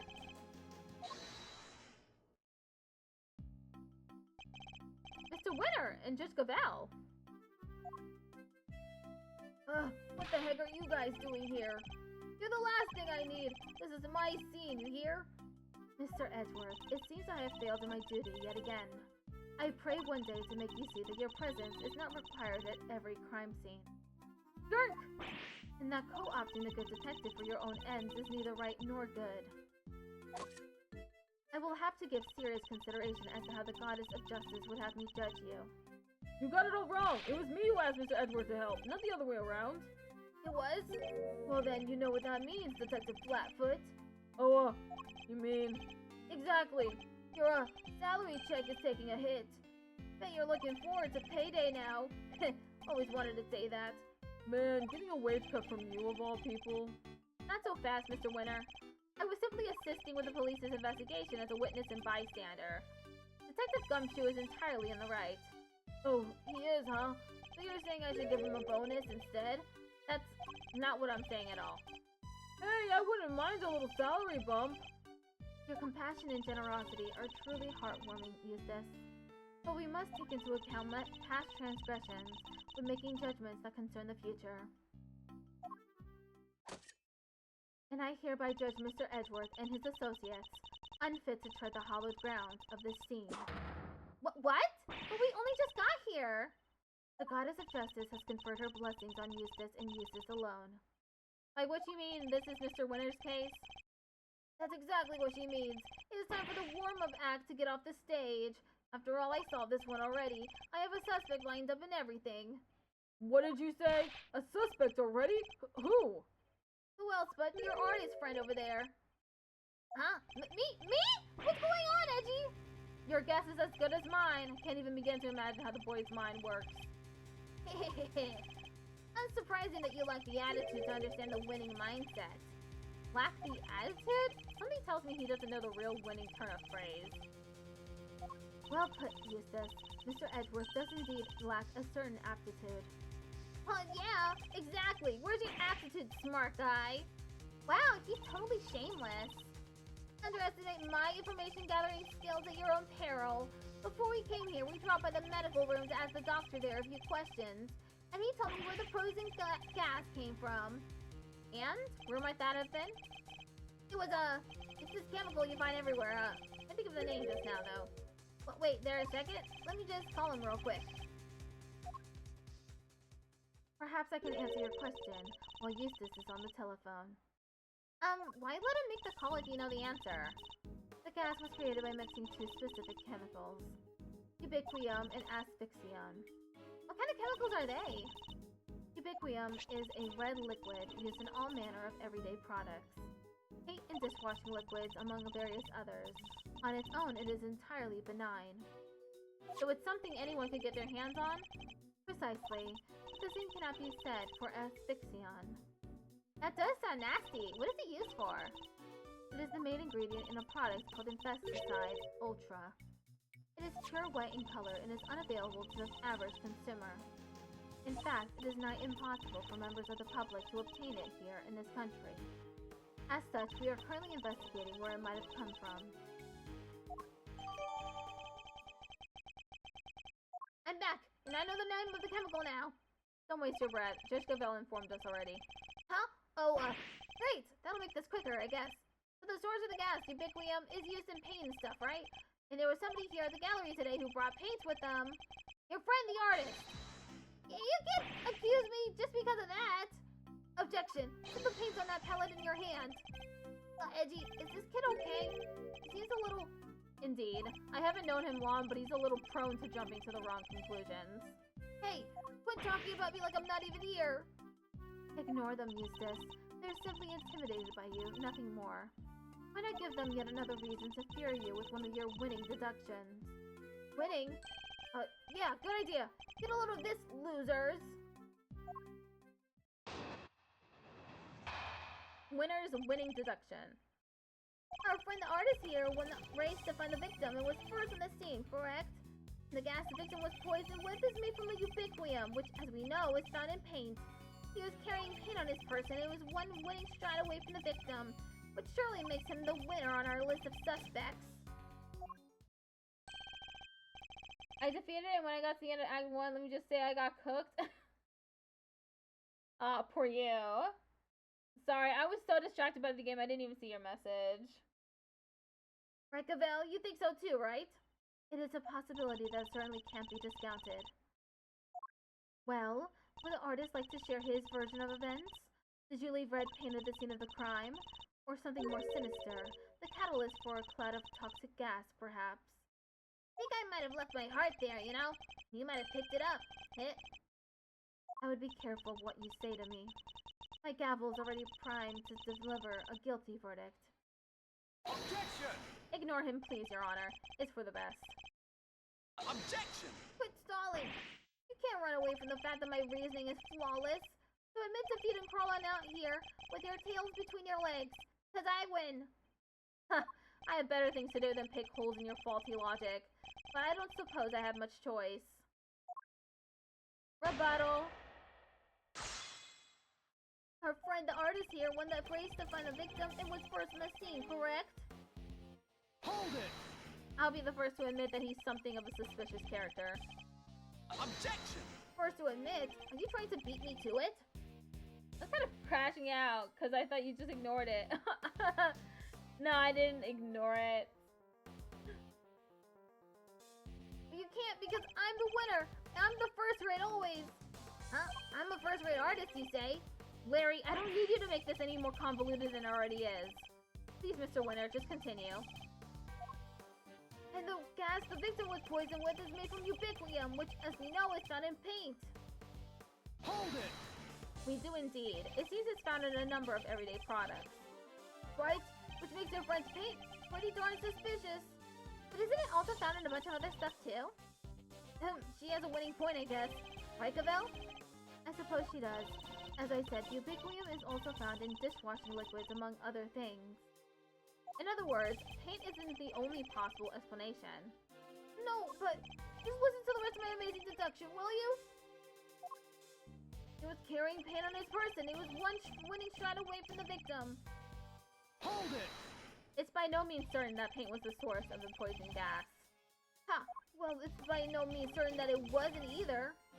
Was that supposed to sound clever? Having Mr. Edgeworth's speaking style isn't a shortcut to looking cool, you know. You make it sound as if you think there's something wrong with how I speak. Anyway, to bring it all home, my winning deduction shows he had paint and he was the closest to the victim. Which surely makes him the winner on our list of suspects. Hold it! That's really all you're basing your suspicion of, Mr. Butts on. What? You have a problem with that? Then show me some proof, loser! Cut up or shut up! He's literally asking for it, Mr. Edgeworth. He is. Let's find the right piece of evidence and really give it to him. We know that Mr. Winner isn't much of a listener. And we also know that his reasoning is likely to be based on a flawed assumption. Yeah, he even found the other guy and he still got it wrong somehow. Let's get this over with as quickly as we can. It's a waste of all of our time.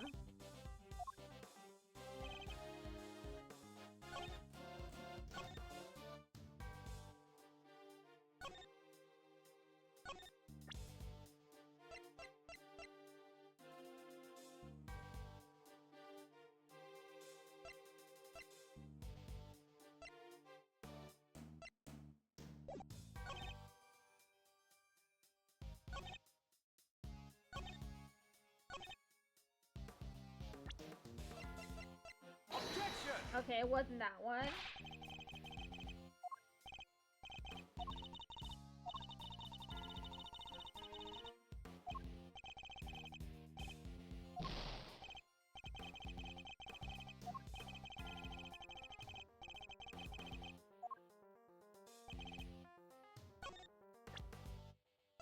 Okay, that was the correct statement.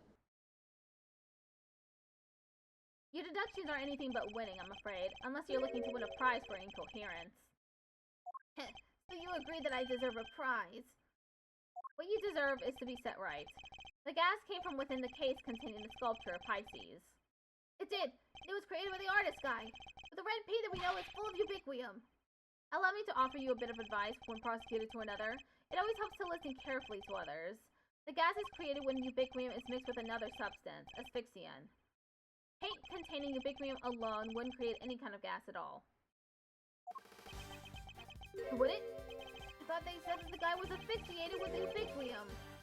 So you're telling me all of this was based on a mishearing of the forensics report? Yeah. The gas had already done its work by the time Mr. Butts found the victim. Perhaps it's your own aptitude you should be worrying about. My aptitude? What does it even mean? You literally used the word 5 minutes ago. It means one's ability or how suited one is to a particular task, Eustace. And attitude, the other word you misused only minutes ago as well, is another thing entirely. I get what you're doing. You're making fun of me again. What I am doing is demonstrating that you do not have the aptitude required to head up this investigation. Overruled. Before you go any further, you might wish to consider some of the flaws in your own statement. And what flaws might those be? Firstly, that you cannot prove your artist friend did not enter the autumn wing. And secondly, that you cannot prove the red paint did not have something to do with the crime. But the paint isn't important on its own, surely. What's important is the combination of the red ubiquium with white asphyxian. How exactly were the two substances introduced to one another? I feel we need to figure that out before anything else. Indeed we do. And that is what Eustace will be investigating next. Or what he would have already been investigating had you not been here, making needless trouble. We are not here to make trouble. Quite the opposite, in fact. We're here to help. Are you saying you know how the gas was made? I don't believe you. I can certainly point you toward a vital clue as to how it was done. He's bluffing, Eustace. Ignore him. It's fine, Gabelle. He's clearly lying. Might as well let him talk himself even further into a corner. If you are sure. Come now then. Tell me what you've got. What shows how the gas was created, huh?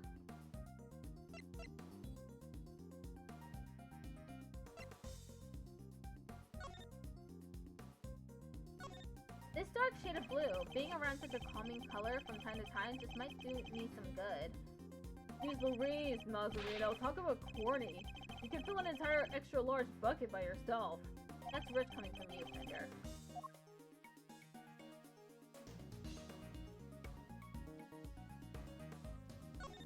These must be the switches that change the color of the cloth.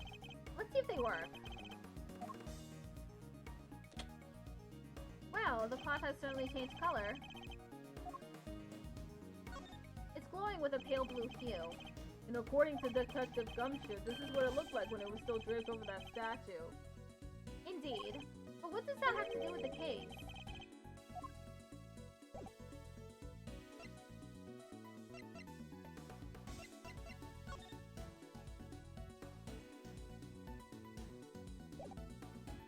Take that! You're saying this somehow shows us how the chemicals were mixed to make the poison gas? That's exactly what I'm saying, yes. Thank you for noticing. Well, they do say I have a good eye. The red tears Mr. Butt saw, that was the ubiquium. What? Wait a second. You're saying the statue cried this stuff out? What, so our culprit is some kind of evil spirit? How much time am I going to have to waste taking him through this step by step? The red tears alone would not have been enough to create the glass. They must have mixed it with something else inside that case. What? And what evidence do you have that that's what happened? The evidence is right there in the sketch I just showed you. I need to point out the part that shows that the two liquids had mixed together. Take that! Observe the pool of pink liquid beneath the Pisces statue's glass case. This clearly shows that the two chemicals mixed. What? Wait, I don't get it. How does that prove that some ubiquium mixed with some asphyxion? We have an artist with us, why don't we ask him? Larry, you claim to be something of a painter. I imagine you have some experience mixing colors. What happens when you mix red with white? Don't treat me like a dum-dum, Edgy. I did graduate from junior high, you know. Any idiot knows that red and white make pink. I mean, there's a variation. You got your rose pinks and your baby pinks. Hold it! That will be more than enough, thank you. Do you see what I'm getting at now, Mr. Winner? Oh, I think I do. Ubiquium is red, asphyxion is white. Mix the two together, you get pink. That's what the pink liquid is. Yes, very good. We got there in the end. Yes. Interesting. I think you finally convinced him. Overruled. Mr. Edgeworth, you have raised a possibility, nothing more. We cannot know for sure that this shows the result of the two chemicals having mixed. And besides, the sketch you are attempting to enter as evidence was drawn by a suspect. How can we possibly hope to rely on its veracity? Hey, I drew everything exactly as I saw it. A true artist never lies or embellishes the truth. Forgive me, but I did not ask for your opinion. Oof, it's a cold one, but I like it. You may rest assured, Your Honor, that I mean to prove my theory to all of our satisfaction. Overruled. It may not be wise to jeopardize your position any further, Mr. Edgeworth, especially as there is another question to which you have yet to provide a satisfactory answer. How can you prove that this man did not enter the Autumn Wing? Until you are able to, there is little more to discuss. Wait, maybe the victim could help us out with that. Mr. Gusto? He is still unconscious and in critical condition. He is? Oh. Now, if you don't mind, Eustace needs to carry out his own investigation of this area. Ad starts in 1 minute. If you would be so kind as to leave him in peace.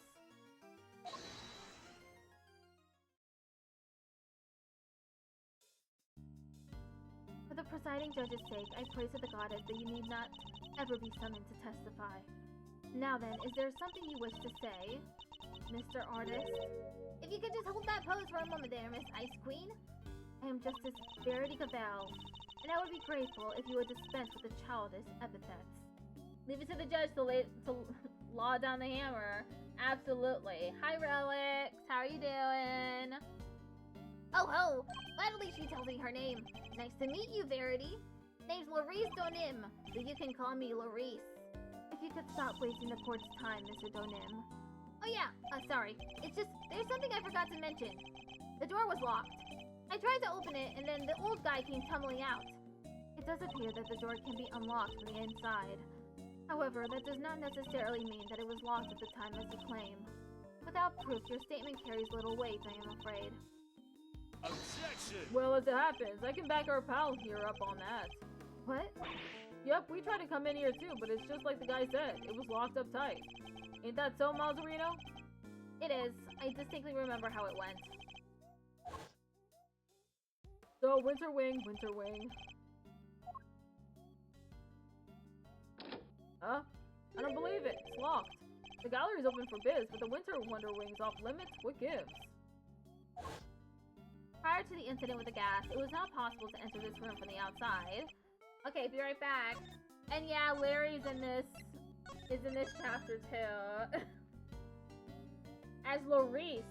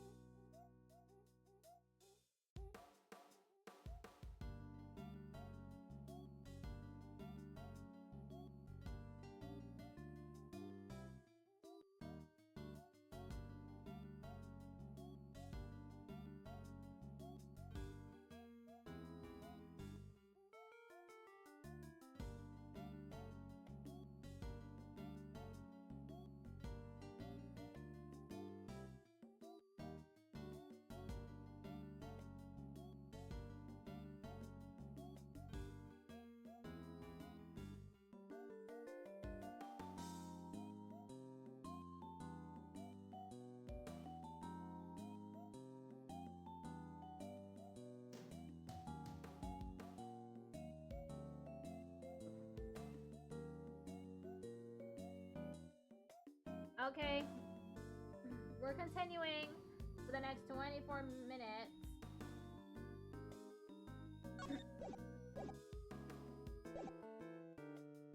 Prior to the incident with the gas, it was not possible to enter this room from the outside. Overruled. And what is this? And what is to say that your suspicious friend was not in here with the victim the entire time? The Objection. fact that he didn't suffer the ill effects of the gas.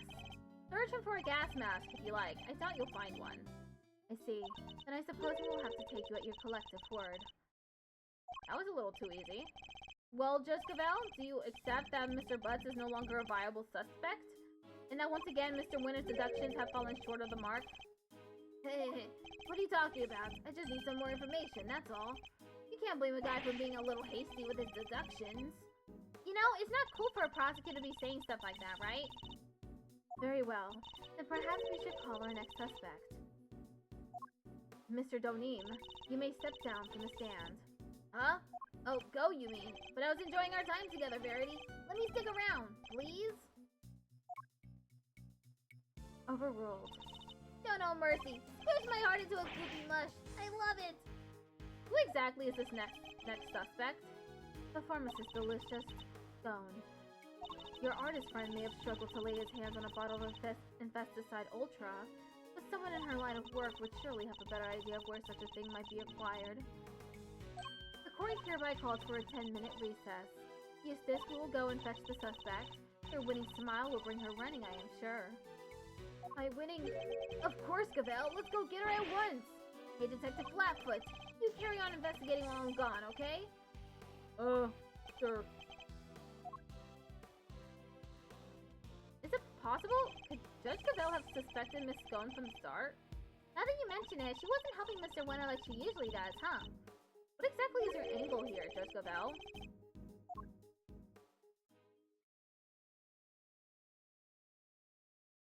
To be continued. 22 more minutes.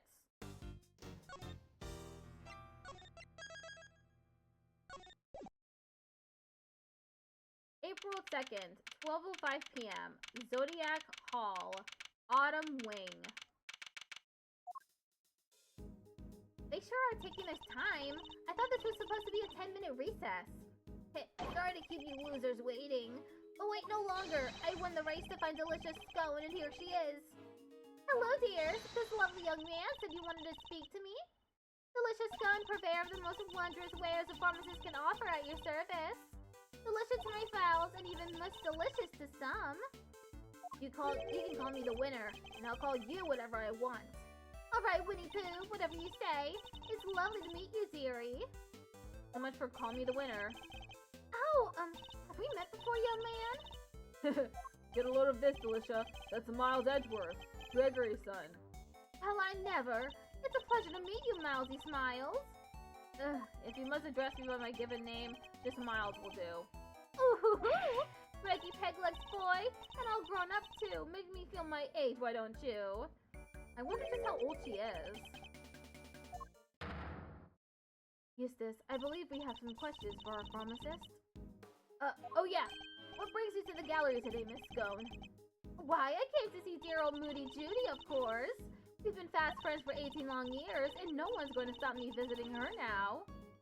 I understand that you helped look after Mr. Gusto in the immediate aftermath of the attack. Oh, I didn't do much, really. Just whipped up a quick antidote for the dear old doctor. Wow, you can make an antidote just like that? Oh, yes, dearie. As long as I have the right ingredients, I can throw just about any medicine you like. It certainly helped that the medical room was well equipped, though. We were much better off treating him here than losing vital minutes taking him to hospital. Anyway, we did what we could. The rest, well, that's up to him. Do you know the victim, Miss Delicious? Oh, yes. Well, sort of. It's been 18 years since I last saw him. Apparently, he's famous these days. One of the best confectioners in the world, or so they say. Interesting. So he's a well-known public figure. Oh, yes, dear. He was on the news and everything. Confectionery crafting king of the world, they said. Wow, so the old dog really went to Zhang Fa and upped his game just like he said he would.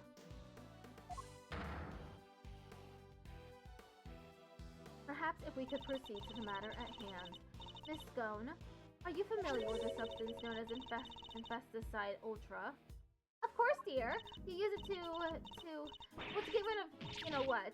Oh, it's awfully strong, though. That's why they don't sell it in the shops. Might I ask what you mean by you-know-what? The little blighters that bring the life out of poor innocent ladies like yours truly, that's what. Ghastly little creatures. running around people's nice, clean kitchens and terrorizing them. Oh, I get it. Pose. Thank you, Miss Scone. One more question, if you don't mind. Are you aware of what happens when the chemicals asphyxion and ubiquium are combined? Oh, yes? It's right there in the pesticide ultra instructions. Do not mix with products containing ubiquium, ever. Because if you do, they react with each other and make a horrible poisonous gas. What was it again? Effects of inhalation include respiratory complications and, well, death.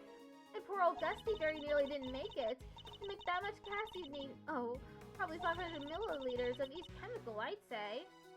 He certainly talks like a skilled pharmacist. Ubiquium's awfully thick and sticky, and it heats up very quick indeed. It's also bright red and smells minty fresh. Oh, and sheepish chips. That's why they use it in everything. Asphyxion's more watery, and it's white in color. That will do then. Thank you. You are clearly well informed, Miss Scone. As well I should be, dearie. After all, Infesticide Ultra is made by the company I work for. Oh, but before you get the wrong idea, they don't go around handing out free samples. As I say, it's awfully terribly dangerous. You couldn't buy it even if you wanted to. Yes, Miss Scone. Very interesting indeed. I think that tells us all we need to know. Hey, I thought she suspected Miss Scone. But something in that smile makes me wonder if she has some other angle in mind. What is it, Detective Flatfoot? Any developments to report? Yes, sir. Turns out the sculpture's glass display case is open from the top. Huh, that's rather unusual. And the temperature inside can be adjusted too, all the way down to 0 degrees. The Pisces case was kept at 26 degrees. Dang near got my hand stuck to it. We're lucky you escaped alive. Anything more relevant to the case? Yeah, they found something on the other side of the top part of the Pisces case. Traces of ubiquium. Oh ho! Now we're talking. That's odd. If there was ubiquium stuck to it, it should have stayed stuck. After all, at 26 degrees, it would have been frozen solid. It would, huh? So, how did things wind up as they are now? I think Kay might be able to help us figure out just that. Or at least Mr. Thief might. You guys are that desperate to get on my good side, huh? Fine. I don't know what the heck you're talking about, but take it away. I believe I'm taking orders from this guy. But whatever, anything for the truth. Overruled. Before you get too carried away, the Goddess of Justice has no need of your help. We will find the truth ourselves. Youch, why so frosty, Judge G? Your baby prosecutor just gave us the big thumbs up. What's the issue here? Ooh, wait. Don't tell me the committee has some dirty little secret it doesn't want us finding out. Well, I'm gonna go bye. See you later. Bye! Thanks for stopping by. I am not required to explain myself to you, but if you feel that you absolutely must participate in the investigation, perhaps you can prove to me that it will be worth our while to keep you around. What exactly does she have in mind here? Who triggered the release of the poison gas? If you can answer this question, I will consent to your participation in the investigation. You heard the lady smiles. Somebody opened the Pisces case and let out that gas. Considering what we learned so far, there's only one person it could possibly be, no? Yes, the answer is indisputable. In that case, please kindly provide it now. Who released the poison gas? Take that! The victim, Carmelo Gusto, is the only person to have entered the Autumn Wing. Thus, only he could have opened the case. Correct. That appears to be the only logical answer. Very well, I will permit your participation in this investigation to continue. However, if at any point I feel you are contributing nothing of value, you will be removed immediately. Understood. Even if Mr. Gusto did open the case, we still have no idea why. Alright, Mr. Edgeworth, tell me what you want to see. Let's use the data we've collected to recreate the scene before the poison gas went off. On it!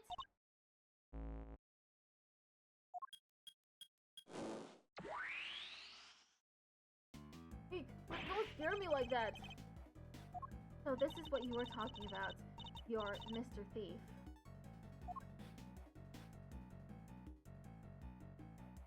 Let's begin by examining the Pisces sculpture. There's a generous amount of ubiquium frozen to the underside of the top part of the case. Yeah, which is what's keeping that lid on real tight. The actual glass lid is all cracked though, right? Somebody really went to town on your little house there, huh, Pisces? And do we have any idea of how the glass lid might have come to be so cracked? Well, it doesn't look like the outer facing side of the glass suffered any damage. I see. So we have a cracked piece of glass that we know was ice cold on its inner facing side. And we also know that it wasn't damaged in any direct way on its outer facing surface. Thoughts? Ice cold. Makes me think of the way you glare at people, sir. Pax makes me think about those deeply etched lines in your forehead. It was cracked by heat expansion. Applying heat on ice cold glass on the outside will cause it to crack. Huh. Well, I appreciate the science lesson, but why is it all heat cracked in the first place? Why indeed? A heat-cracked glass lid lined on its underside with frozen ubiquium. You look like the cat that got the cream, Maltorito. You know what happened, don't you? I certainly do. And what's more, I know how Mr. Gusto opened the case. What? But you didn't give me a chance to figure it out first! It would have been quite the wait. Well, don't keep it to yourself, Edward. No one answers! How did Mr. Gusto open the case? Take that! The blowtorch showed signs of having been used recently when it was found here in the autumn wing. I think it's likely that it was used on the glass lid, causing it to crack. A blowtorch? Who uses a blowtorch to open a glass case? Oh, I get it! Mr. Gusto was trying to melt the frozen ubiquium so he could open the lid. Indeed. You beat me to the answer by a second, but we'll see who wins in the end. Don't try and tell us he nearly had it. He didn't have a clue. It was Edward making things hard to understand. Hey, would you mind updating the recreation so that Mr. Winter can follow along too? Sure, just for him. Alright, here goes.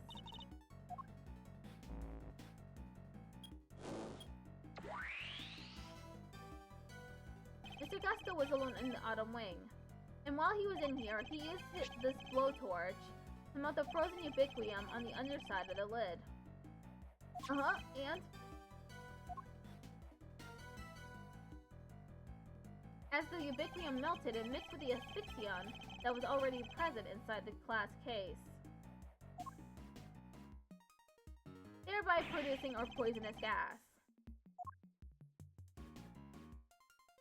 When Mr. Gusto had finally managed to open the lid, he would have released the gas and poisoned himself.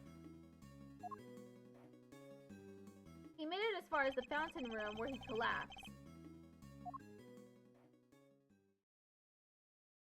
So we opened the case and out came the gas, huh? It seems we got there in the end. But why the heck a doodle-doo did he want to open the case in the first place? I'm not sure. In fact, we don't even know what his ultimate goal was. I'm thinking he might have come here for the same reason I did. To check out not the autumn wing, but the winter wing. You remember, right? I thought this was where the winter wing was when we first got here. Caught you out too, did it, my little Eddie Lumpkin? I was ever so confused. What with it being where actually Winks' room was all those years ago? There's even the same little tree in front of the blessed door. It wouldn't be all at 6s and 7s, eh? Did everyone involved with the IS-7 incident make the same mistake? I think we need to go and take another look at the winter wing. Time to see how quickly I can convince Mr. Winter, I suppose. Eureka! Ladies and gentlemen, I have the answer! The answer to what exactly? The man was going to end it all! A dramatic exit stage left, sort of artsy-fartsy farewell. Have you been listening at all this whole time? At my level, I barely need to listen to a word, and I still don't understand exactly half of what's going on. Perhaps I can explain a few of the finer details to you later, Eustace. Winner's prerogative. Winners? Sure! Thanks, Gavel. Thank you indeed. I find it's always best to leave things like child wrangling to a professional. In the meantime, don't you have something to tell Mr. Edgeworth and his friends? Oh yeah, I totally forgot. What is it now? I took the liberty of investigating our friendly pink pharmacist here. Or rather, I had one of my underlings do it for me. That's nothing to brag about, you know? Shut up! Can't you see I'm talking? Anyway, let's put a pin in my suicide theory for now. Yeah, I have something more important to tell you. It was Miss Delicious who set up the poison gas trap. How could you say that? I was greatly saddened to learn of this, Miss Scone. Your profession is more dedicated to saving lives, and yet you use your expertise to try to take one. I beg your pudding? How dare you! I did no such thing! Perhaps you could explain, Mr. Winner? You bet I can. Get a load of this. This is Miss Delicious's pharmacist license. And it says right here that she's authorized to handle Infesticide Ultra. A product that we have established contains asphyxion, one of the ingredients of our poisonous gas. Exactly! It was impossible for ordinary people to get a hold of that stuff. But Miss Delicious is no ordinary person. She's a card-carrying pharmacist. I didn't do it. It's all just a terrible misunderstanding. Objection! And that's not all. There was a bottle of Infesticide Ultra in the victim's pocket. And what do you know? It's covered in your fingerprints. Eek! We know that you and Miss Bound took the victim to the medical room. What better moment to slip the bottle into his pocket, No!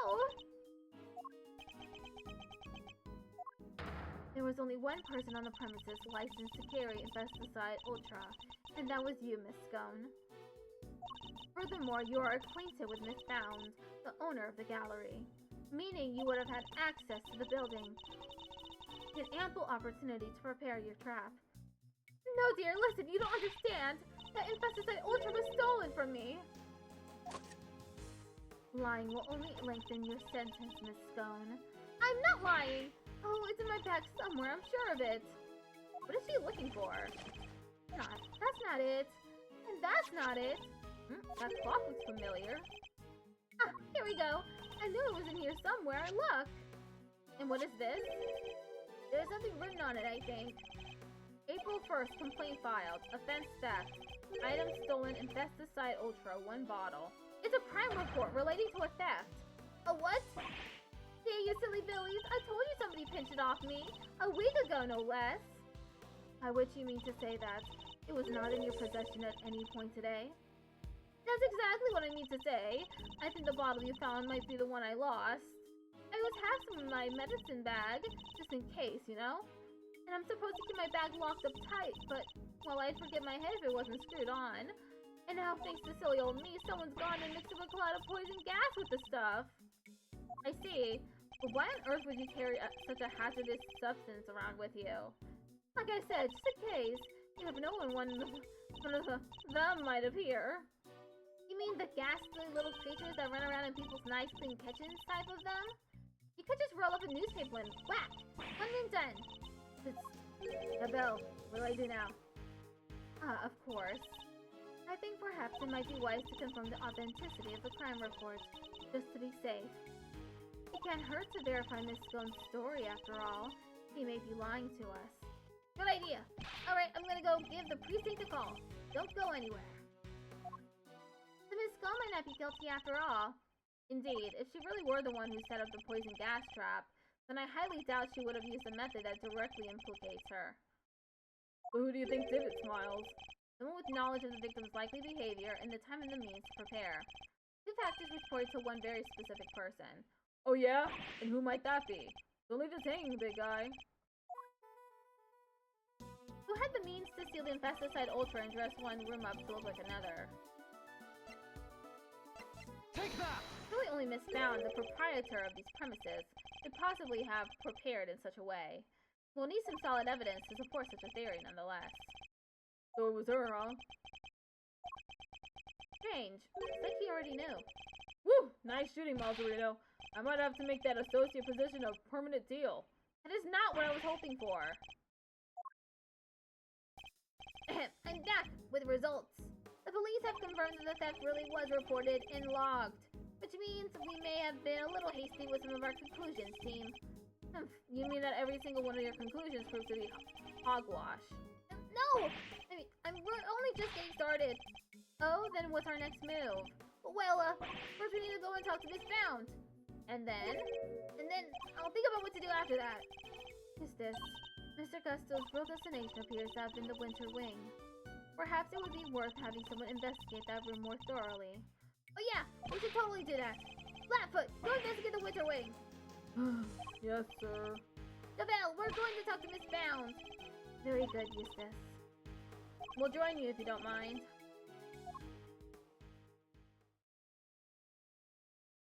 April 2nd, 1:35 p.m. Zodiac Hall, Fountain Room. I think this is a good place to stop, actually.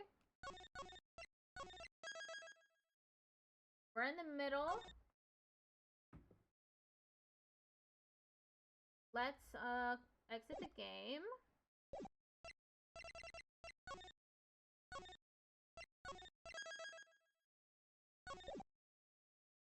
I'll be back tomorrow for more Hollow Knight Silk Song.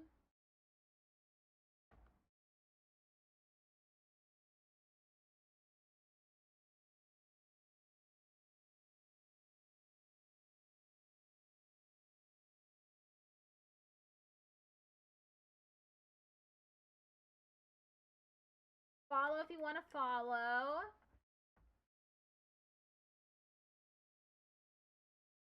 Let's see. We're sending everyone over to my friend Sakyu. He's streaming for his bunathon. I don't know what he's doing today.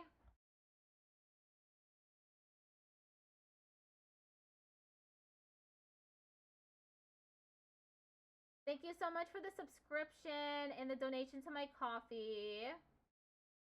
I'll see y'all tomorrow. Goodbye.